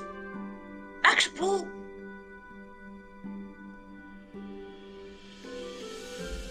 that's a good question. Let me think about that for a hot second. Okay. I'm gonna say that maybe she could be capable of vocalization, she just doesn't know how, so she's gonna nod her head. He says, Lila continues kind of asking, can you try to say something? Just any word, really. Maroth's gonna try to vocalize her own name a little bit, and it's a little bit raspy and a little bit monsterish, but I think she does succeed in getting the hold on.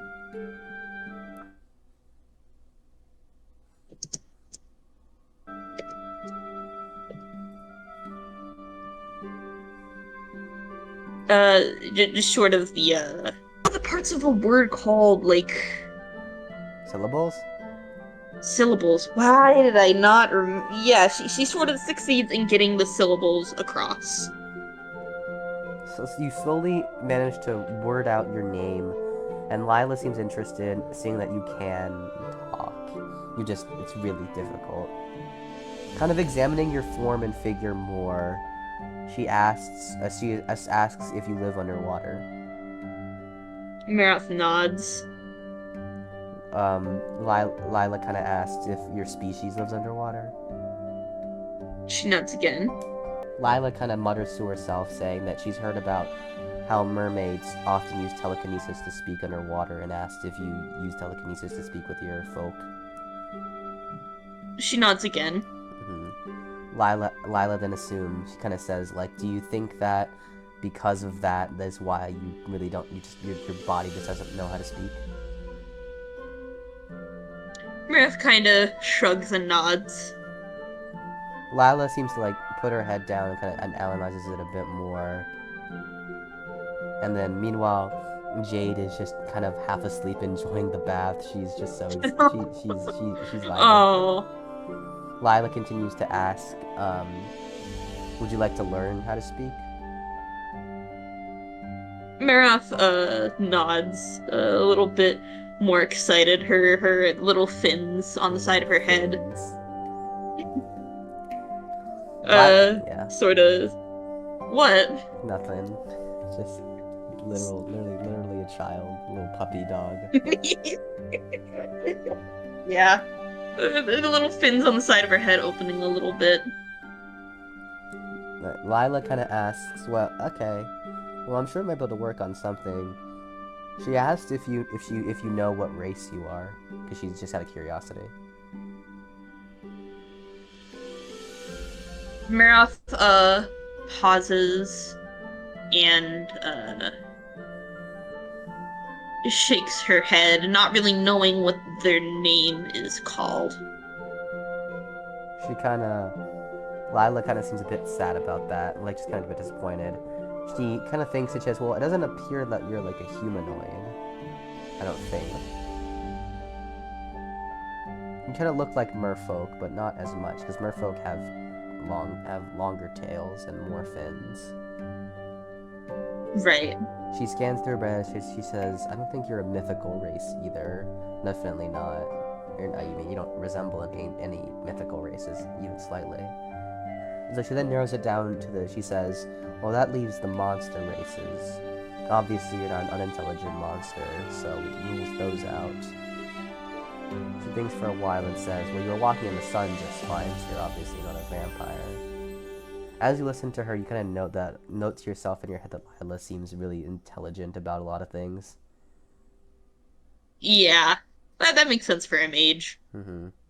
She thinks that you're obviously an undead or a dragon because you don't have wings. So that narrows it down to demons or leviathans. You're a water being, so you could be some sort of siren, maybe. Although, to be fair, a siren that doesn't really know how to speak doesn't really make sense. Mermaid, Hmm. maybe? She kind of looks at you and says, "You look a bit too dark to be a mermaid," in kind of reference to your eyes and whole demeanor. Hmm. She thinks for a bit, and then she kind of goes, "That leaves it down to demons." She thinks for a while and kind of mutters to herself that demons come in many shapes and sizes. However, she also notes that you don't have horns, right? Am I right on that? Yeah, she doesn't have Yeah. horns. So she also notes that the only characteristic that all demons, that basic demons have, are horns. Imps, too. You're Hmm. too large for an imp. You don't have the sex drive for an incubus or a succubus. You could be a Cambion, but I don't believe so. Fallen Angel, definitely not. Oni, probably so. After muttering to herself for a while, she decides to narrow it down that you're most likely either some sort of Leviathan or a Tiefling of watery origin. Hmm. Lila kind of explains to you that Tieflings are a special kind of demon in which a demon cursed or made a contract with a humanoid that ended up turning them into a demon. And after the first generation, that curse kind of becomes permanent. And because of the variation of demons and other gods, etc., that Tieflings are probably the most random and variable of all the demons. And so it's not unlikely for a new race of Tiefling to appear that just hasn't made itself known. She also explains Hmm. that Tieflings are likely the most persecuted demons. It's kinda sinks into the water. Only like her eyes poking out of the water, and she looks so frightened. Lila kind of says she doesn't really mean it like that. She explains that that only really religious states are adamantly against demons. Mm. And she also says it's not impossible to rule out leviathans. After your talk, you decide it's been enough time in the bath, and you all get out. You dry yourself off with the extra towels and collect your clean and dried clothes. You put it on, and it feels almost really nice for you to take a nice warm bath, clean yourself off, and then be able to put on nice hot and dry clothes. Mm. At this point, it's basically night, and you step out of the bath, and Lila and Jade explain to you that they Jade lives in. They all have their. Lila and Jade explain to you that they have everyone in the party has their own separate houses, and they assume that Cody and Rowan have likely already gone back home, so that they were gonna go back home. Jade's house doesn't have an extra room, but Lila explains that.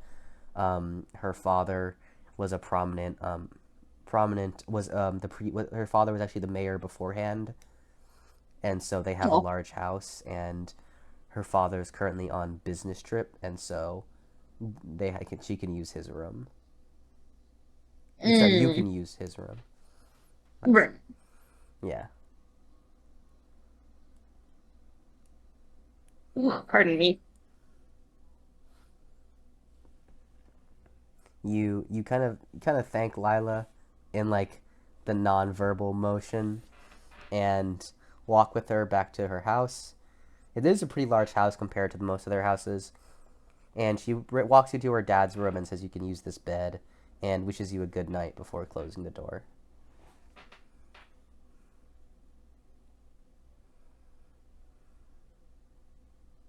Maroth kind of just sits on the bed.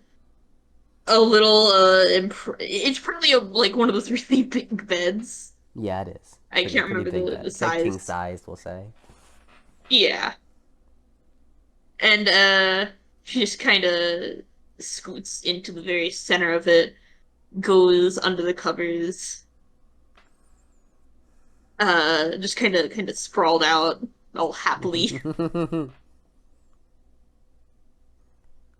Yeah. Well, underneath the covers, although not the water, you admit it does feel really nice to actually get in a bed. That human side of you that once was still enjoying the comfort of a soft, warm bed. And quickly you fall asleep. Editor's note. They took a quick break before getting right back to it. Just want to put that out there real quick. Cool. Okay, yeah. So after falling asleep in Lila's father's bed, you wake up, opening your eyes, sitting up and stretching. For once, you actually kind of feel refreshed, really refreshed after sleeping. I guess like having an actual bed to sleep in does help. You look outside the window and it's still kind of it's like early morning. As you kind of get your bearings together, you hear a knock on the door. The the person says that it's Lila and asks if they can and kind of comes in asking if you're awake yet. Marith kind of makes a sound as loud as she can. Lila enters the room and asks Maroth if she would like to come with her to eat breakfast. Marith nods a little more enthusiastically than she would have liked. Lila smiles at her, almost beaming, and tells her to get ready and to come downstairs once, you're ready. Mm. Marith, before she goes down, she realizes now it's a good opportunity. So she takes the coin pouch. Uh, she probably had set it off like on a table on the side, but Yeah. she takes it and quickly begins counting how many coins are actually inside of it. After spending a bit counting the coins, you count roughly 37. Oh shit! Maroth happily puts the purse back on her belt and oh, pardon me, comes downstairs. After counting your coins, you head downstairs and meet up with Lila, who is like getting all her things ready. She asks if you slept well. Maroth nods. Lila says that she's glad that you enjoyed the bed, and tells you that they're gonna be they're if and asks if you have preferences for food.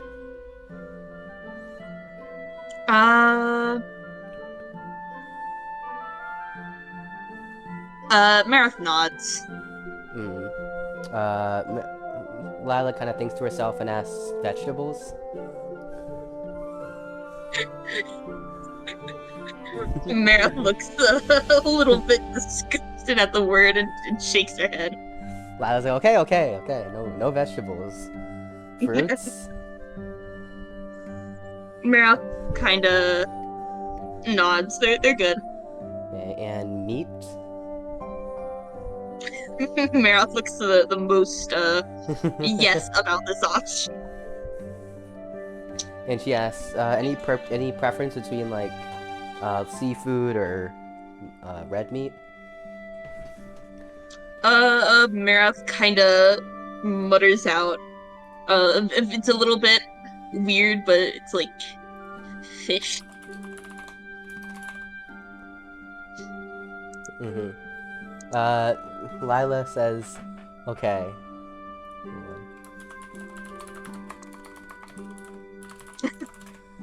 That's her. That's her. Yeah, she then leads you towards the dock and says that there's this really good restaurant slash cafe that serves like the catch of the day. You follow her through town, and it is definitely much more lively than it was when you arrived, because obviously it was the evening. While you walk, Lila explains that the wedding will be this afternoon, and asks if you would like to join them in watching the ceremony.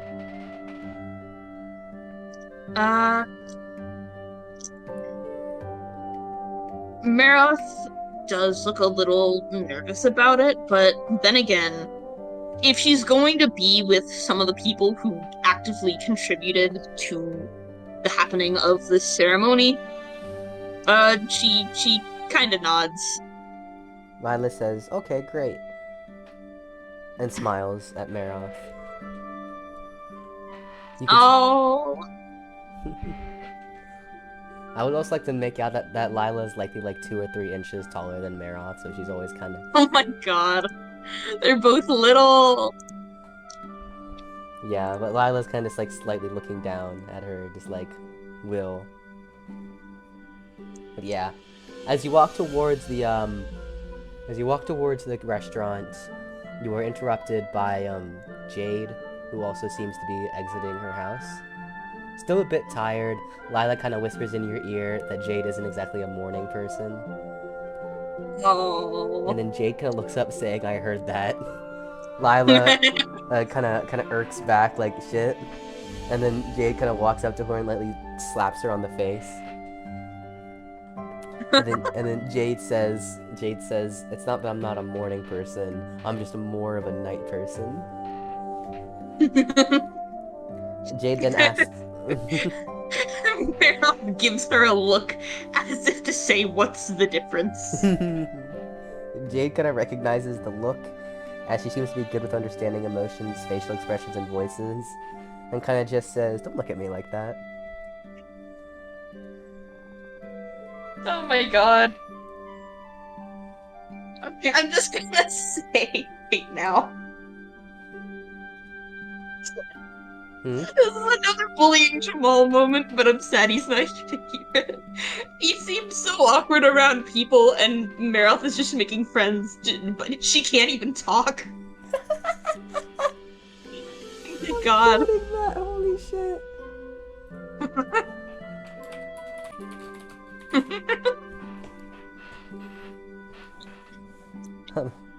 Holy shit. You just wiped him off the planet. God damn. What are you? Fucking, what's her name? What are you, Reagan Ridley from Inside Job? Are you thinking of Reagan? Yeah, she is. Yeah. I was gonna say, are you thinking of Reagan? Because Yeah. I'm thinking of Reagan. You have no idea how much combination of science and feminine wiles can get you. No, total of 0 people seduced. Okay, it was all science, but... I love Inside Job. I need to continue watching it because I was so excited for season 2 and then I never watched season 2. Season 2 is really good. Like a dumbass. Dumbass. Real. Editors know it's a real shame that the show got canceled. Anyway, let's continue. Yeah. Yeah. With their little bickering over, Jade asks where you're going, And Lilac tells Jade that they're going to the fish cafe down near the docks. Jade says they might as well join you guys and follows along. You walk with them, and some people you notice that some people are still kind of looking at you, just a bit. But seeing the adventurers next to you, they kind of don't really pay it much mind. As you eventually reach the cafe, it looks very lively, almost like a mini Starbucks, but without like the corporatism. I see. There are some chairs outside with some umbrella stands, and you enter the small little cafe. It's very lively. Lila explains to you that there are two sides. There's the kitchen and the cafe. Jade said she's going to order something from the cafe because she's not that hungry, just mostly wants something to drink. Lila takes you over to the actual breakfast line. And in this, there's a stand that like presents all the different catches of the day. Lila asks if you have any fish in particular you want.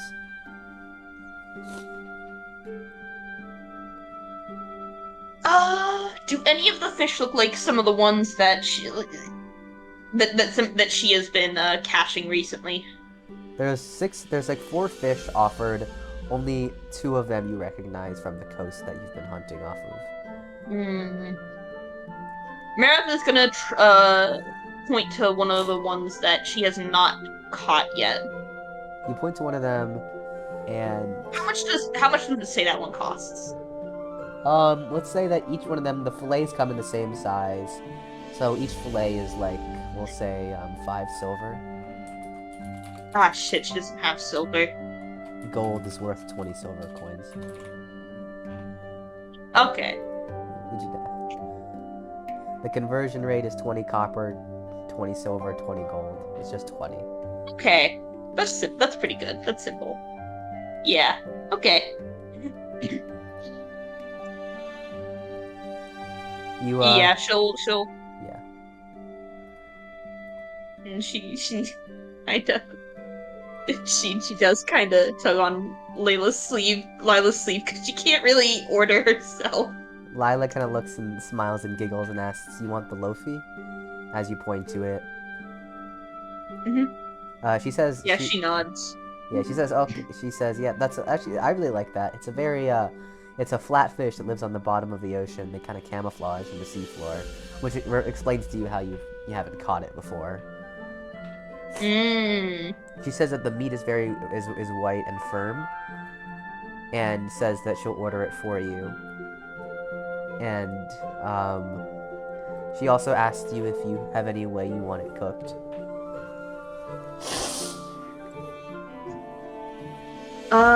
Mira kind of tries to utter rare, but she's kind of more whispering it up to Lila's ear. Yeah. She's a little embarrassed about it. You whisper it into Lila's ear, rare, and she gives you a thumbs up. And she notes that there are she notes that there is also you can also get some sides, including eggs, rice, and or fruits and vegetables, but she knows that you probably don't want any vegetables. She nods her head. She doesn't want anything else. Just the fish is good. Okay, Lila kind of acknowledges it and says, "Alright, just the fish. Do you want one or more?" Shake your head if yes. Nod your head if one. Shake your head if more than one. She's gonna nod, because, Maroth, if she gets hungry enough, she probably could go over to the coast and get, something. It might not taste as good, but she can easily feed herself, but this is more of a spending time with a new friend. Lila smiles and orders a fish called mustar, and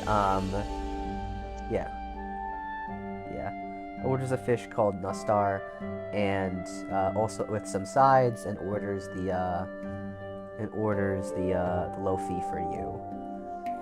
After you, she says that they'll bring the order out to you, and directs you over to a table that Jade had already claimed. You walk towards Jade, who is sipping on some like drink that she bought at the cafe, and you all sit down. Jade kind of asks what you order, and Lila tells her what you both ordered. As you sit there for a bit, you kind of just look around the cafe. It's very lively, you admit. You know, lots of people moving about. And it's very different from the dead of night next to a church, getting chased down and almost killed by an angel. Two very different atmospheres. Eventually, your order does arrive, and it's a very well-cooked, rare piece of fish. They hand you, obviously, utensils, and yeah. You hesitate to, not just pick it up with your hands. Yeah, she knows how to use utensils still. Still, yeah.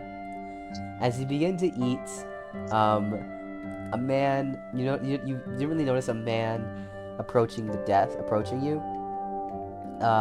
You only notice him once he calls out to Lila. You look up and notice the man suddenly. He's not like the other two. He isn't either of the men in the party. And Lila looks up, and she kind of gives it one could say an annoyed hello. The man who you learn through Lila, his name is we'll say his name is Isaac. Ooh. You kind of he looks down at you and kind of asks who you are. Lila introduces you for him, and she says that this is Isaac, her brother. And he kind of smiles, and he kind of smiles at you. He doesn't seem like a bad guy. He just kind of seems like an annoying guy. Oh, I see. He asks if he could sit, and Lila kind of responds with yeah on the floor. Bitch. Isaac just kind of laughs at the joke and sits down next to Jade, who also is kind of ignoring his presence.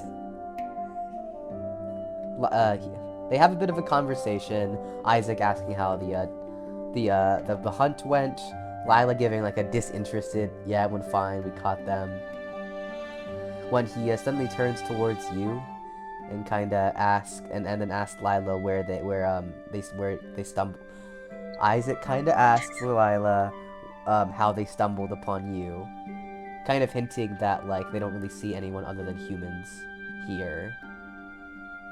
Lila explains roughly the story of how you guys met, and Isaac seems more interested and kind of asks what race you are.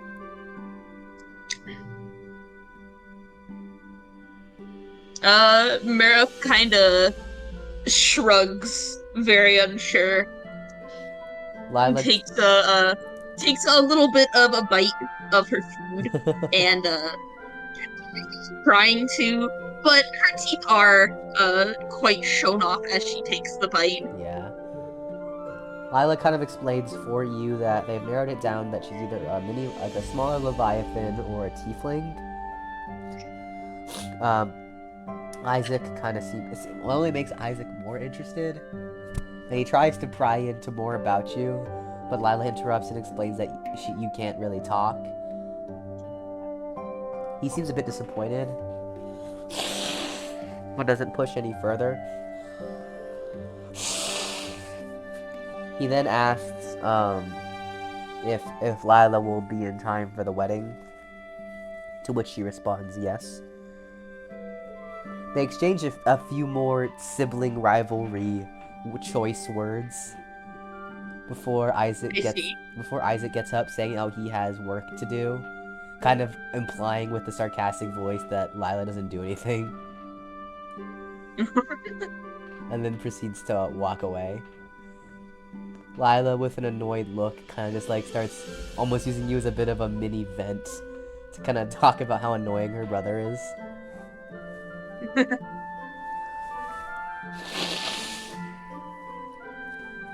She kind of just looks at you and kind of just says, Maroth, promise me you'll never get involved with dumb men like that.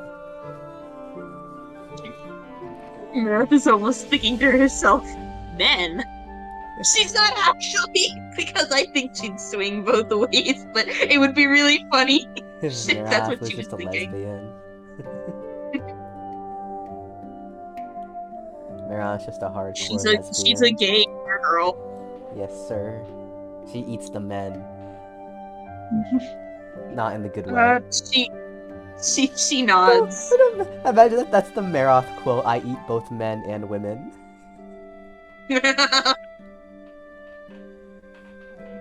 But not in the same way. Yeah. More or less. But yeah, Lila says, that's good. Good. He says, she explains to you that and also she tells you that if her brother is ever giving you a hard time, just let her know and she'll deal with him. Nods and then smiles with those big old teeth. Lila kind of pats you on the head instinctively. Oh. Meanwhile, Jade is just kind of staring blankly, like it's too early for this shit.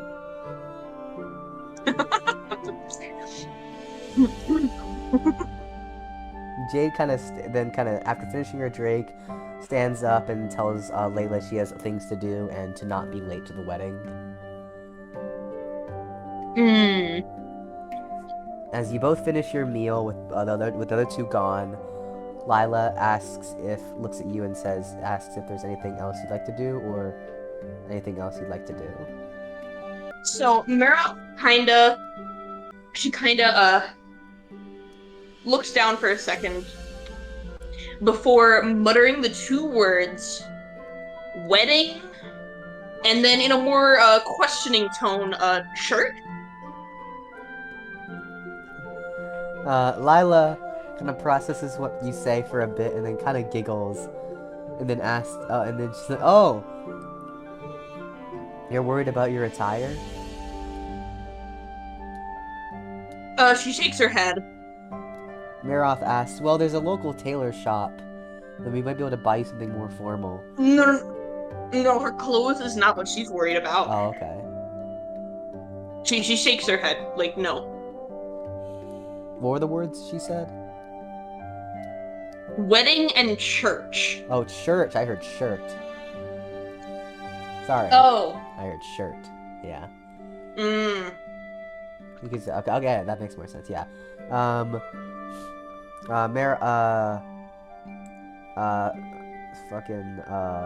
Lila looks and says, we have a local church here, yes, but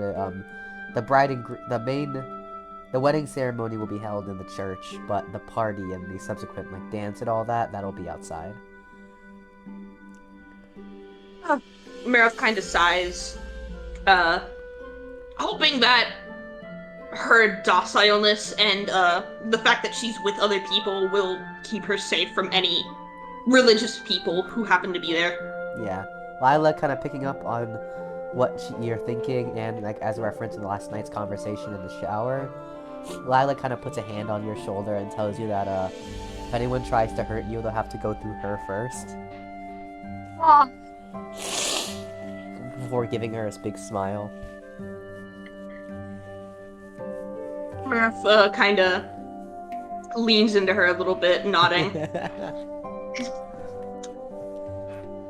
Anyway, Lila then kind of asks,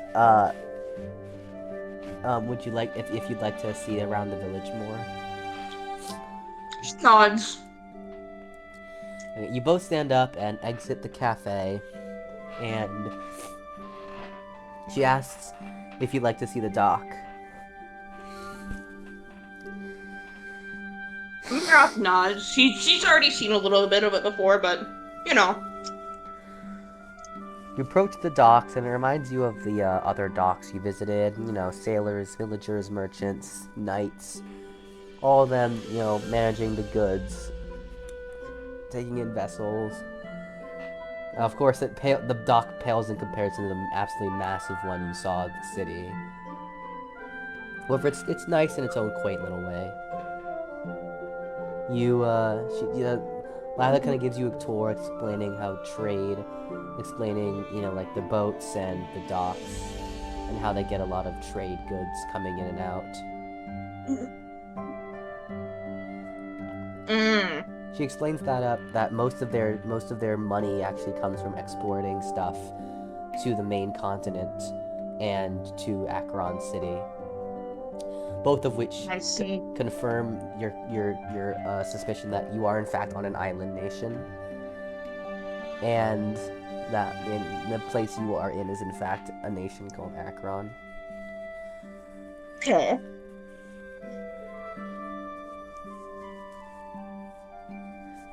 She asks if Mm. if you were interested, if you have an interest in fishing. Uh, Maroth kind of shrugs and nods. But she points to her own like palm and her claws and her teeth. Lila once again lets out a little giggle, saying, "Oh, so that's a very special kind of fishing," is what you're saying, while winking at you. Maroth nods. Little smiley, little smiley.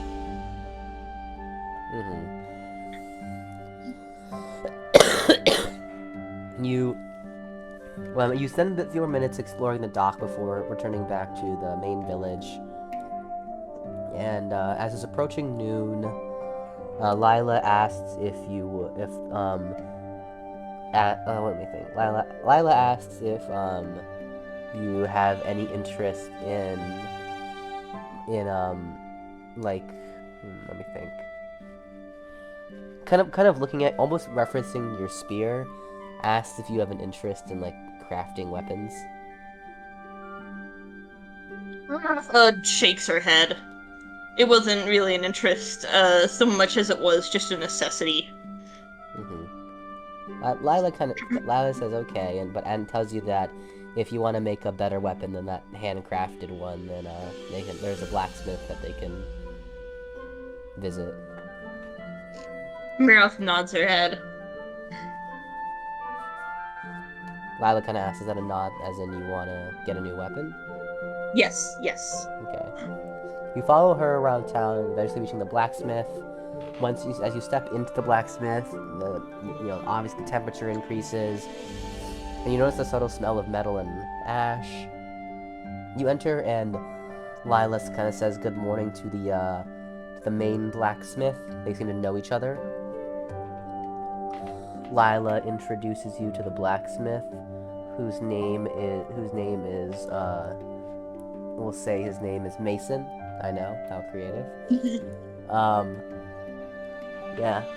She says that Mason made a lot of the armor that Cody and Rowan use, as well as the weapons. Mason kind of smiles at the compliment and looks at you and looks at the spear and kind of deduces and asks if you're looking for a better spear. Yeah, Maroth nods. He kind of smiles again and then reaches into the back of his blacksmith and pulls out a large, much better looking spear that's actually well crafted. A powerful and sturdy looking stock made of refined wood, and a very strong, sturdy looking steel tip that is held together by more than just some twine. He tells you normally this would cost around 12 silver, but since Lila's here, I'll give it to you for 10.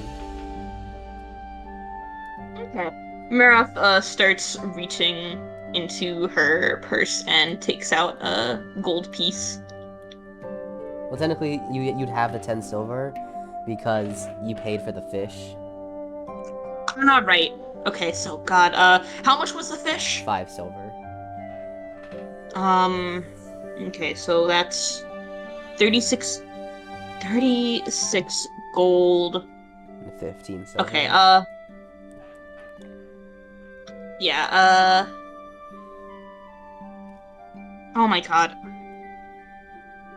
Hold on.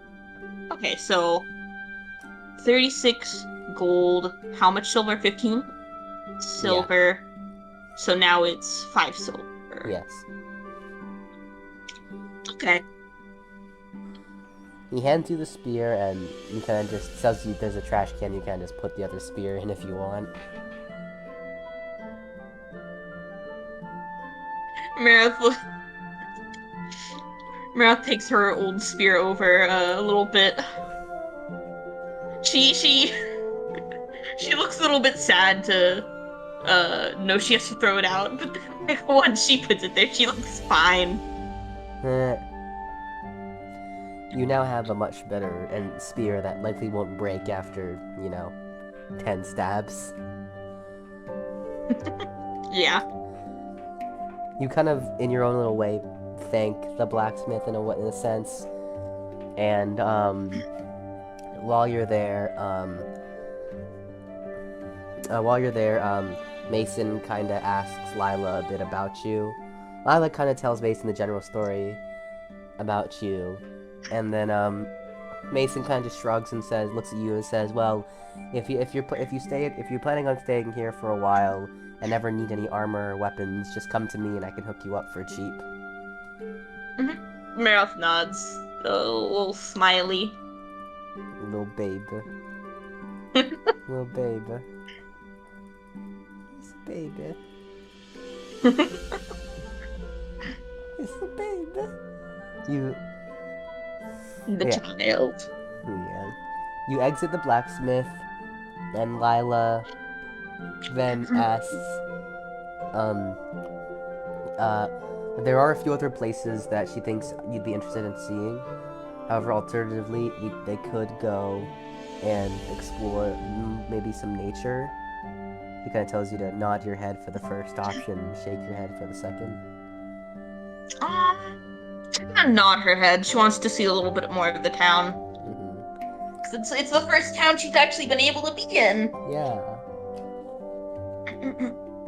Lila kind of almost takes your hand, which kind of surprises you a bit, but you don't mind, and begins to walk you, essentially, Oh. to a different part of town. Part of the building she ends up walking into has a big shirt on the front, and leads you inside. As you enter in, the air here is much more refined than the blacksmith, and Lila basically tells you that this is the village's local tailor, which you were immediately able to notice based on the large amount of clothing on stands around the building. Right. Lila explains to you that both her and Shade's clothes, both the ones they wear casually and the ones they wear when adventuring, were made here. Although she explains that her adventurer's clothing were custom made. Otherwise, you can just get plain clothing. You kind of follow Lila around as she shows you around the shop, admiring that although the shirts and pants and whatnot are plain, they are of good quality. Let me... Oh my god, why isn't Hero Forge working? Because I overloaded their servers. No! Oh my god, it's just Google not... What? Oh, what the fuck? Oh no, the Wi-Fi, it's broken. Okay. There is something fucking wrong. Oh Oh no. dear. Something is just wrong with Google. Okay. That's not good. So we suppose we should let it grow. What? What? What? What? I didn't say anything. Okay.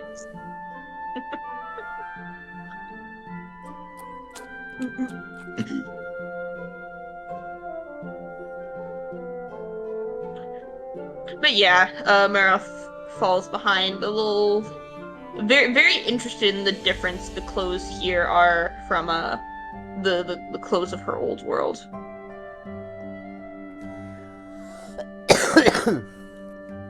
Kind of comparing it to the clothes you remember, you feel up and down them, and they feel of a similar material.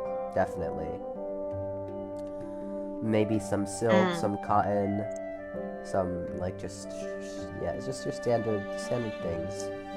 They feel well made and like sturdy, although still comfortable. There are t-shirts, long sleeves, some pants, undergarments, gloves, socks, all the standard clothing. None of it is like extravagant or like really unique. You assume that's likely just like what Lila meant when she said she had to have her clothes custom made. Right. Okay.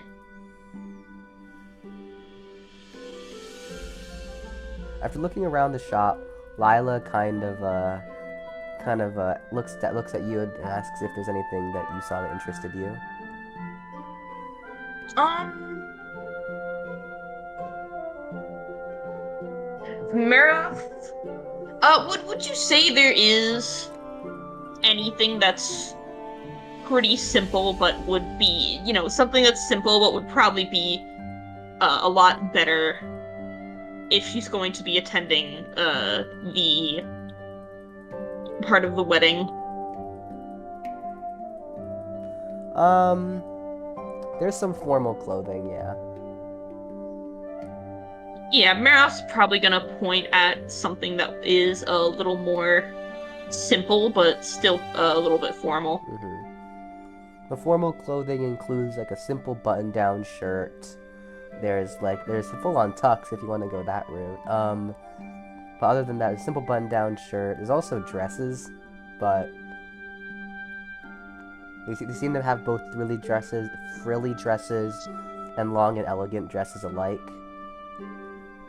But the simplest, I guess you could define as formal is the button-down. Probably the button down is gonna be best for her. It comes in basically in different colors. Uh, probably a simple white button down. You point towards the white button down and kind of take it off the hanger. And Lila then asks if there's anything else. She's probably gonna be looking for a pair of pants to go with it. You find the pants section and go ahead and find one of the formal looking simple dress pants. Yeah,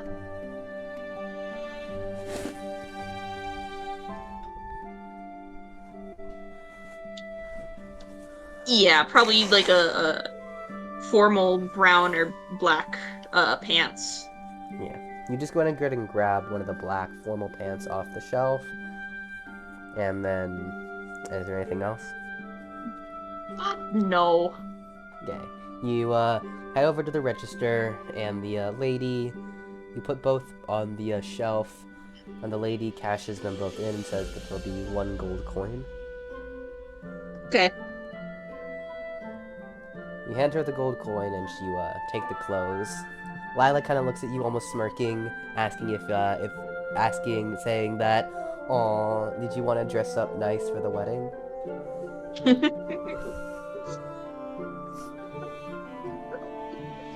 Maroth looks a little bit embarrassed, but she nods. Yeah. Lila then kind of pats you on the head again, saying, "Isn't that sweet?" Before exiting, you two exit the store. At this time, it's about noon. Lila explains that we have about 2 more hours before the ceremony begins, and asks if you would again like to see the village or maybe check out some of the outskirts. She's gonna nod at the village. Possibly before she can even say anything about the outskirts. Yeah. Lila seems interested about your enthusiasm and kind of is glad, and continues to take you across the village. She brings you to she kind of points out the residential buildings whilst walking past them subsequently. It also mentions, it mentions some like other restaurants that she's been to. It's cool that she's very knowledgeable of the city, likely because she's the daughter of the former mayor. Before eventually, we also walk back to church, walk past the church, to which she mentions like that's where the ceremony will be had.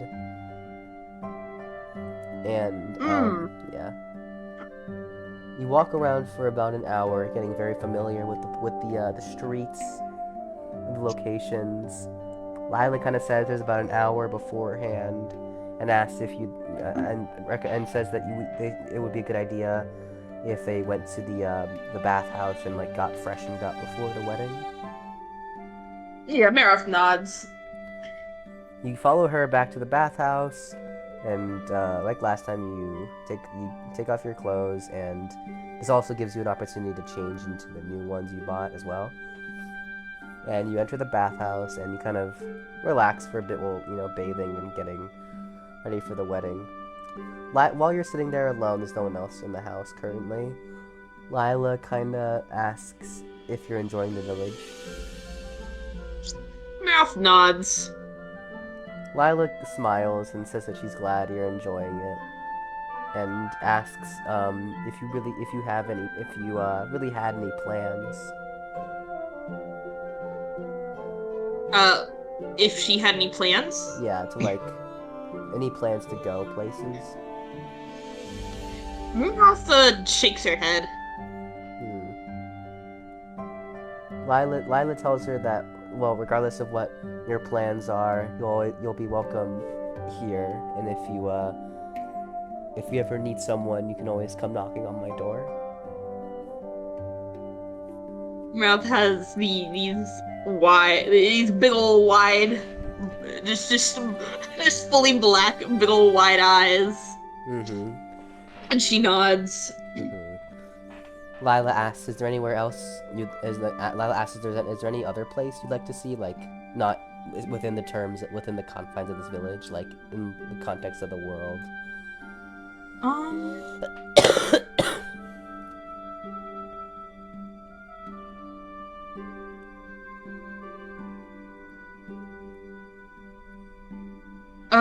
Maroth kind of shakes her head. Not. Ooh, pardon me. She doesn't really know much about the world to begin with. Mm-hmm. Lila, kind of interested by her verbal or physical response, asks Maroth if she really knows a lot about the world. Maroth shakes her head.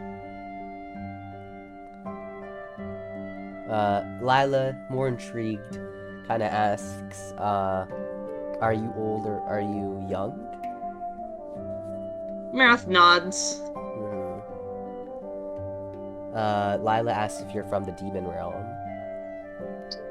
Maroth shakes her head. Lila kind of ponders this for a bit and asks, "Do you remember where you're from?"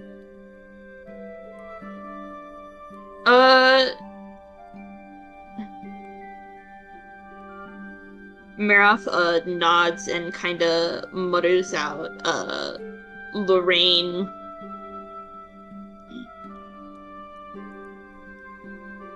Lila then kind of puts the piece together and asks, "You think you're from Lorraine?" Maroth nods. Lila kind of mutters that, kind of says it must have been difficult with like your whole race. Maroth nods. She wasn't really part of her community for very long, but she could tell that life was a little bit difficult. Lila's kind of ears almost like perk up as she realizes, and kind of like almost like an invisible light bulb like goes off above her head, and she says that she had heard stories in her travels about like this kind of folklore in Lorraine, how there was an ancient race of aquatic demons who lived underneath the lake, the lake in Lorraine. Nods very vigorously at that, because that's exactly what it is. Lila like almost like gets really excited, like like almost like verbally saying wow. You cut out. Oh. Lila like kind of like gets really excited, almost like verbally saying wow out loud. But more like gasps and kind of is really surprised and says that really interesting.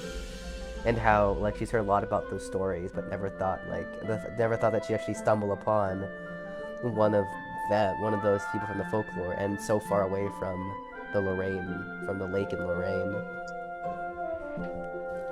She kind of asks if you left your home, I guess. Maroth nods. Lila kind of ponders it, and this is interesting. She kind of looks at you and says, "So, before you left, you really didn't know anything outside of the lake then?" Maroth shakes her head. Nods her head. Mm-hmm. And so Lila, okay. So up until when you left, you didn't really know life outside of just the lake? Maroth nods. Lila seems interested and asks, "Did you leave the lake early? Okay, let me rephrase that. Lila asks if you left the colony a long time ago." If she left a long time ago? Yeah. Maroth shakes her head. Okay. Lila kind of looks at her and says, "A month ago?" Maroth kinda mutters, days. Lila seems surprised, like, "Oh, wow. And you've traveled this far already?" Nods. Lila seems impressed and also a bit worried, kind of saying, Pardon me. Lila kind of asks you, like, "Is there a reason why you've been on the move so much?" Maroth kinda mutters, priests. Lila kind of puts the pieces together. It's like, "Oh, I see. Well, on the bright side, you're no longer in Lorraine, and so the amount of religious fervor here on Akron is much less than that of Lorraine, which is in of itself is a theocracy." Maroth nods, a little bit worried over that knowledge, but relieved that she's not there anymore. Mm-hmm. Lila then asks if you would like to learn more about the world. Learn more about what? The world. Maroth nods. Yeah. So, you asked about learning about the world, right? That was the last question? Yes. Okay. Well, Lila looks at you and says that whilst she knows a good about... Lila kind of tells you that she knows a good bit about the world, and while they're taking a bath, she thinks she might be able to answer. And so, Lila, while the time they're having the shower in the bath, Lila just kind of goes off the list and asks very broad questions. Kind of asks, "Do you want to know about history?" Yeah, she'll nod to that. Lila says, "Okay, well, I think I should start with the basics of the world." Lila then explains to you the general overview of the world. She explains that the world they're in is known as Althvinhaim. There are 3 dimensions: the demon realm, the overworld, and the heavens. She explains that all demons live in the demon realm, all the gods and the angels live in the heavens, and everyone else lives in the overworld. She explains that there are 3 continents: the northwestern continent Althvinhaim, 3 main continents, she says: the northwestern continent Althvinhaim, the northeastern continent Althvinhaim, and the southern continent of Castriel. She also explains that she also explains that there is a continent much further north called Osterbenog, which is basically a massive ice continent. Hmm.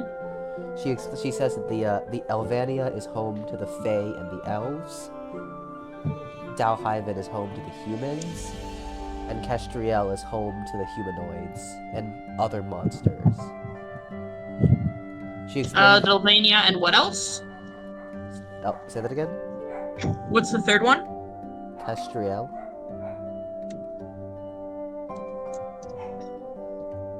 Okay, go on. Yeah, she explains that the continent they are currently on is Dalhaven, and that the place they are, the kingdom of Akron, is one of two island nations in Dalhaven. She explains that Akron is on the west side of the continent, whilst the other island nation, the Grand Council of Lingston, is on the east side of the continent.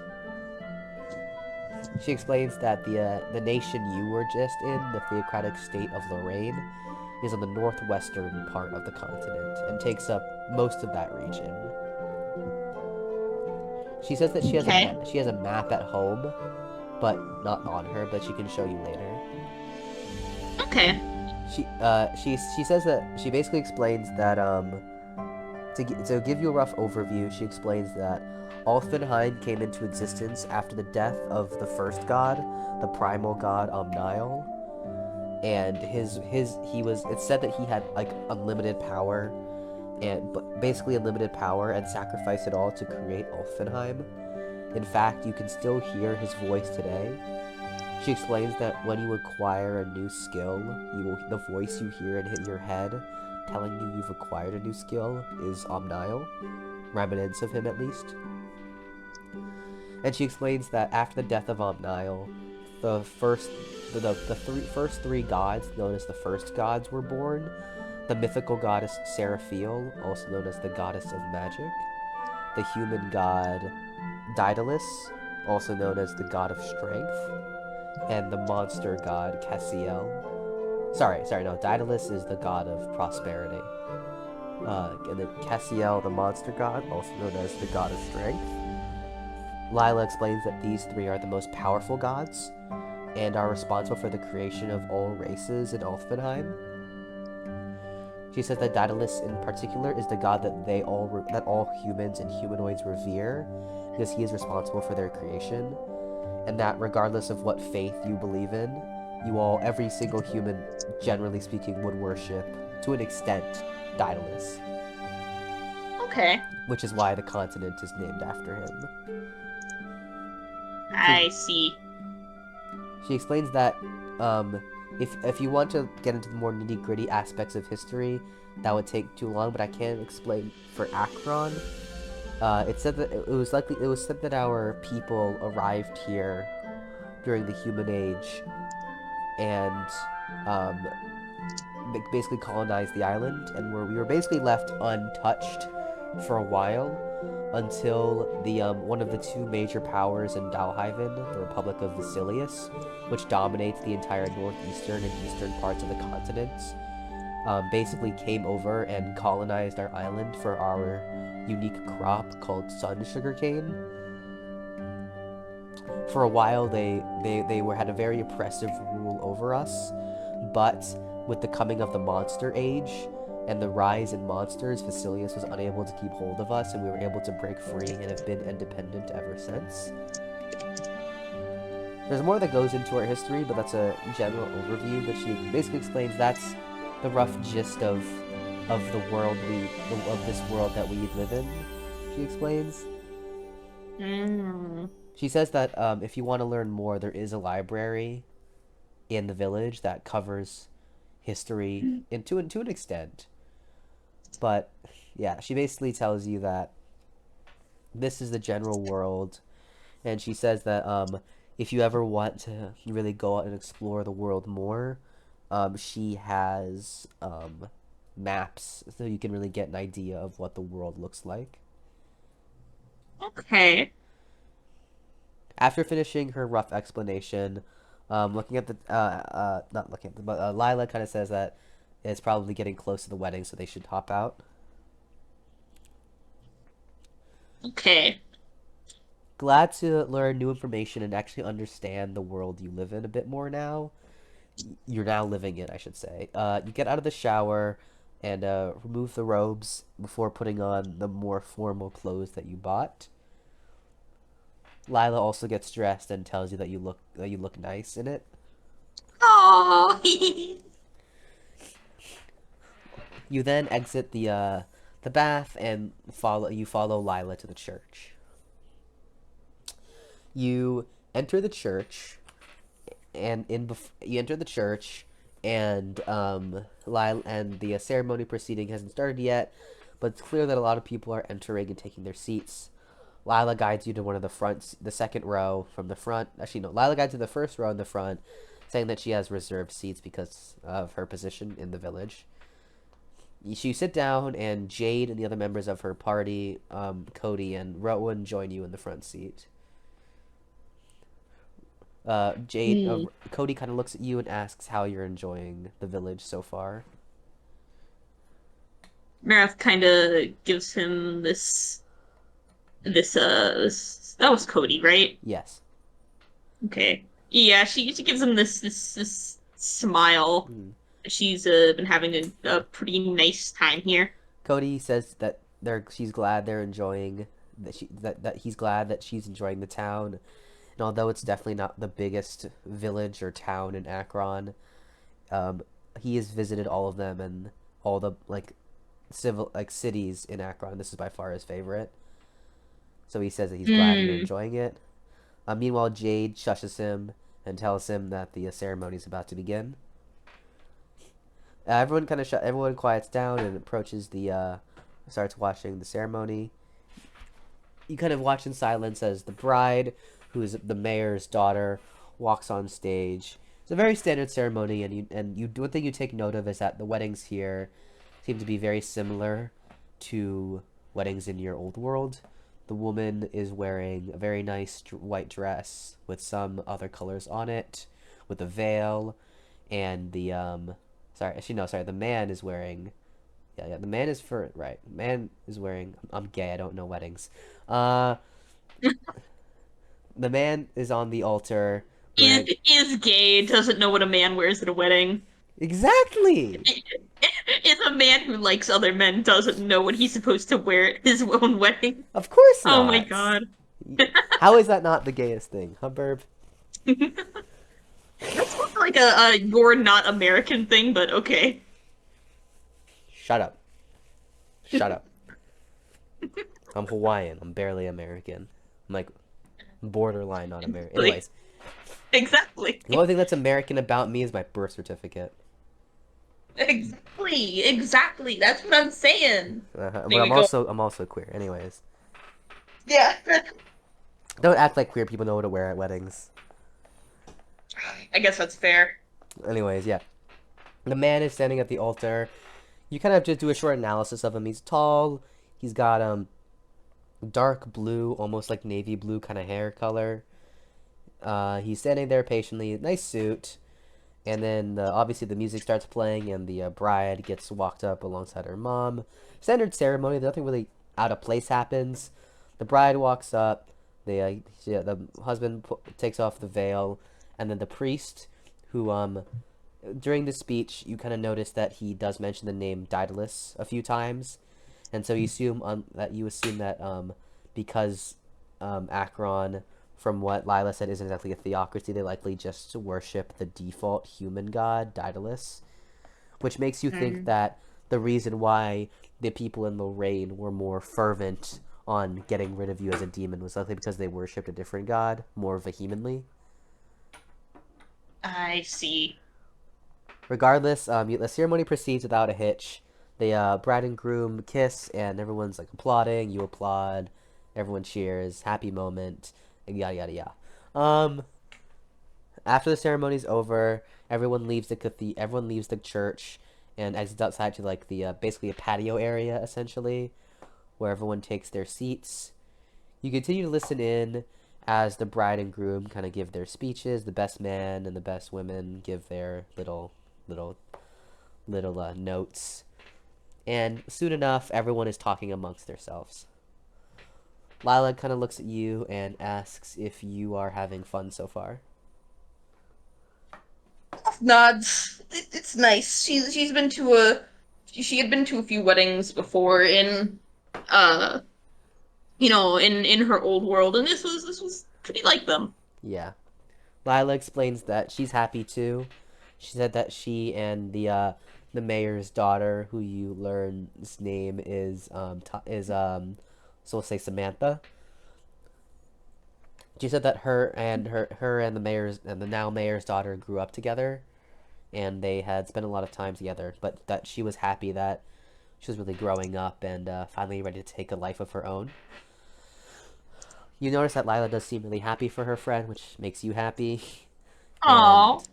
um, the food is soon handed out, and on the plate includes like red meat, which you're excited for, and vegetables. Oh no. Lila, Oh kind of no. instinctually recognizing what's about to happen, quickly swipes the vegetables off your plate. Oh. You kind of smile back in response. Oh. Yeah. You sit there and eat whilst chatting for a bit, and eventually the bride, does come up to you and says hi to Lila. They exchange greetings, and then Samantha kind of looks at you and asks Lila who you are. Lila gives a brief introduction of who you are, how they met, yada yada yada. And then Samantha smiles at you nicely and says that it's nice to meet you, and she's glad that Lila finally has some actual friends. Oh my God. No. I've only I just met the bride and she's already read Layla to Phil. Oh no. Lila kind of like puffs her cheeks out and starts jokingly yelling at Samantha. Samantha, who's obviously just teasing her, kind of laughs it off, and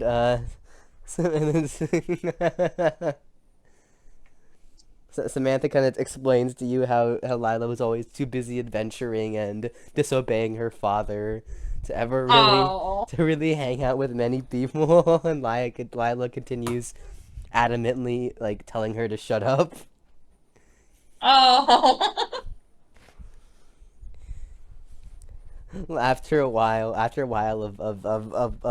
teasing Lila, Samantha then tells you it's nice to have other people here and says that she's glad that you decided to come to see her wedding. Oh. You kind of nod. Maroth, Yeah. yeah, Maroth nods and a little smile. Mhm. You returns to her table, her chair at the table, and you continue to eat whilst exchanging pleasantries with the guests. As you eat, once the meal is finished, then comes the dance ceremony. Everyone kind of gets up and takes a dance partner, and Lila kind of extends her hand to you, asking if you want to dance with her. Oh my God. Maroth nods. Maroth really just be like, "I'm gay and I love it." Yep, basically. Yeah, you take Lila's hand and you step into the dance floor as the music plays. It kind of reminds you of classical music from your world, but a bit different. The sound of the instruments are slightly different. Regardless, you still enjoy the tune, and although you not the greatest at dancing, Lila kind of guides you along, and you only stumble a few times. Oh. Eventually, the dance ends as the night starts to go from evening to night, and you enjoy a bit of dessert for the post dance before people start to head home. Mm. As you and Lila head back to her place, That sounded a lot more sexual than I meant to sound, but uh, Oh my God. anyways, yeah. Whoops. As you and Lila return home, she asked you. That still sounds okay. Anyways, she asked you if you enjoyed the whole wedding.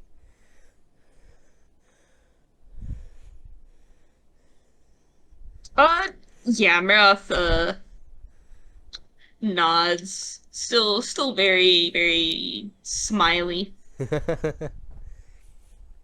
Lila smiles back, saying she's really glad you enjoyed it, and she asked if you had ever been to weddings before. Maroth, Maroth isn't sure if weddings exist in her, culture, so she's quote unquote culture, so she's gonna, shake her head. Lila kind of giggles Because and if they do exist, maybe she was just too young for yeah. them. I don't know. Lila kind of giggles and asks, "Well, I hope your first one was enjoyable." Yeah, Maroth nods. Lila says she's glad, and also says that you're not that bad of a dancer as you think. No. Oh. As you walk home, Maroth asked if tomorrow you'd like to visit the library and learn a bit more. Maroth nods at that. Lila seems happy with it, and she says, "Well," it says, "Yeah, okay. Tomorrow we can maybe grab some breakfast and then go to the library." Yeah, Maroth, seems agreeable with that. Agreeable. Agreeable? I don't. Yeah, sure, agreeable. Maroth, all right. You seem yeah, seems happy with that. Yeah. She seems happy. Lila seems happy with that, and uh, both you both head home. Before you go to sleep, Lila Lila basically says that she really enjoyed today, and that she's glad that they met, even if the circumstances were a Oh. bit odd. Oh. And Maroth, nods. She's also very, happy that she was able to meet them. mm-hmm. Lila smiles and says, "I'm glad that you feel the same way." And you say good night. Well, I mean, she says good night, and once again heads off to sleep.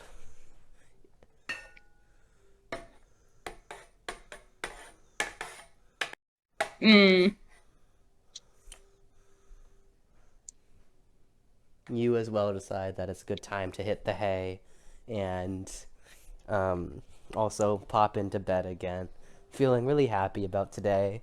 Compared to the last 2 days, where you literally had to the start where you had to makeshift spears and brutalize animals just for food, almost died, and I had to sleep in little nooks and crannies.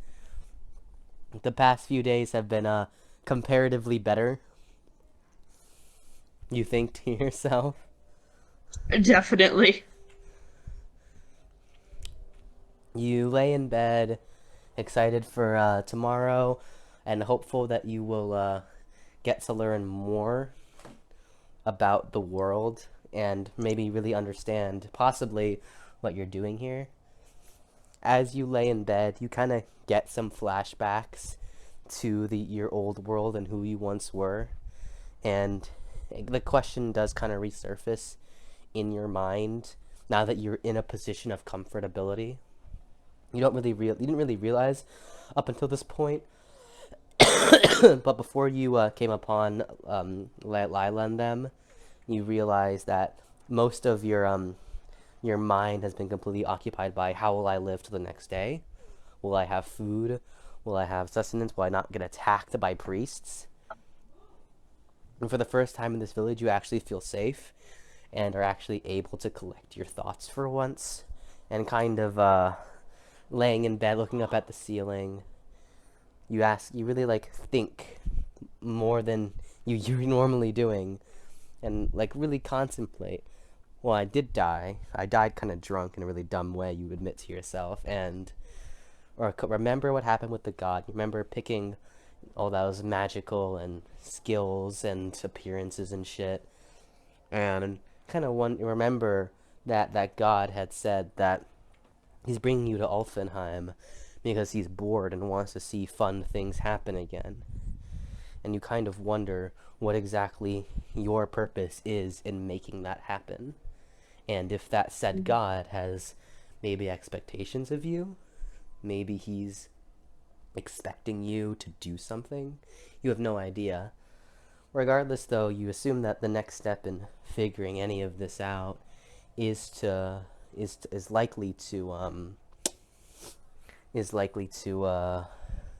go to the library and learn about it. And as you slowly drift off to sleep, you kind of start wondering to yourself.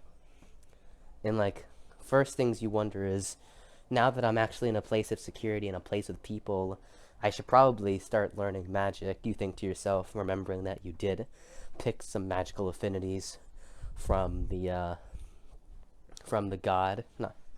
And then the second question that kind of roams in your head as you drift off to sleep is, if that god can easily reincarnate people into this world from my world just because we died, is there a possibility, you think to yourself, that other people are from my world are here as well? The thought briefly dances in your mind. However, the exhaustion from the day, walking around the entire village, dancing during the marriage, talking a lot, not talking a lot, but I guess physically emoting a lot, kind of eventually starts to really dawn on you, and you, before you can really entertain any more thoughts, you finally fall asleep. Mm,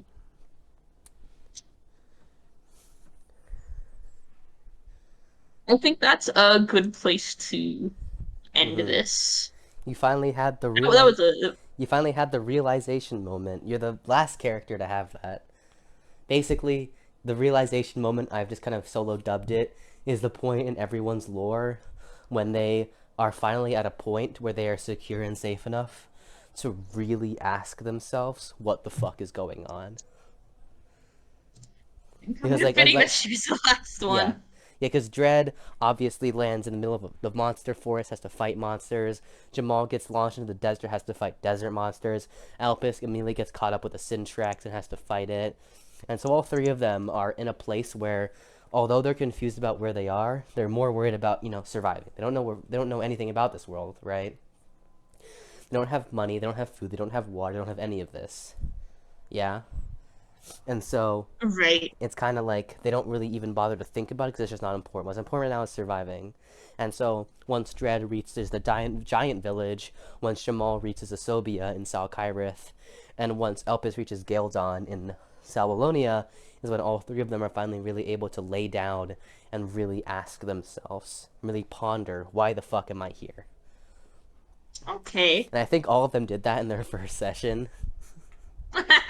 Meanwhile, Yeah, that makes sense. That makes sense. yeah. Although I will say one thing, congratulations, you now have the record for both the shortest and longest session. Wait, this is the longest session you've had? 3 hours and 48 minutes. Oh, hell yeah. Hell yeah. I should let Dredd know.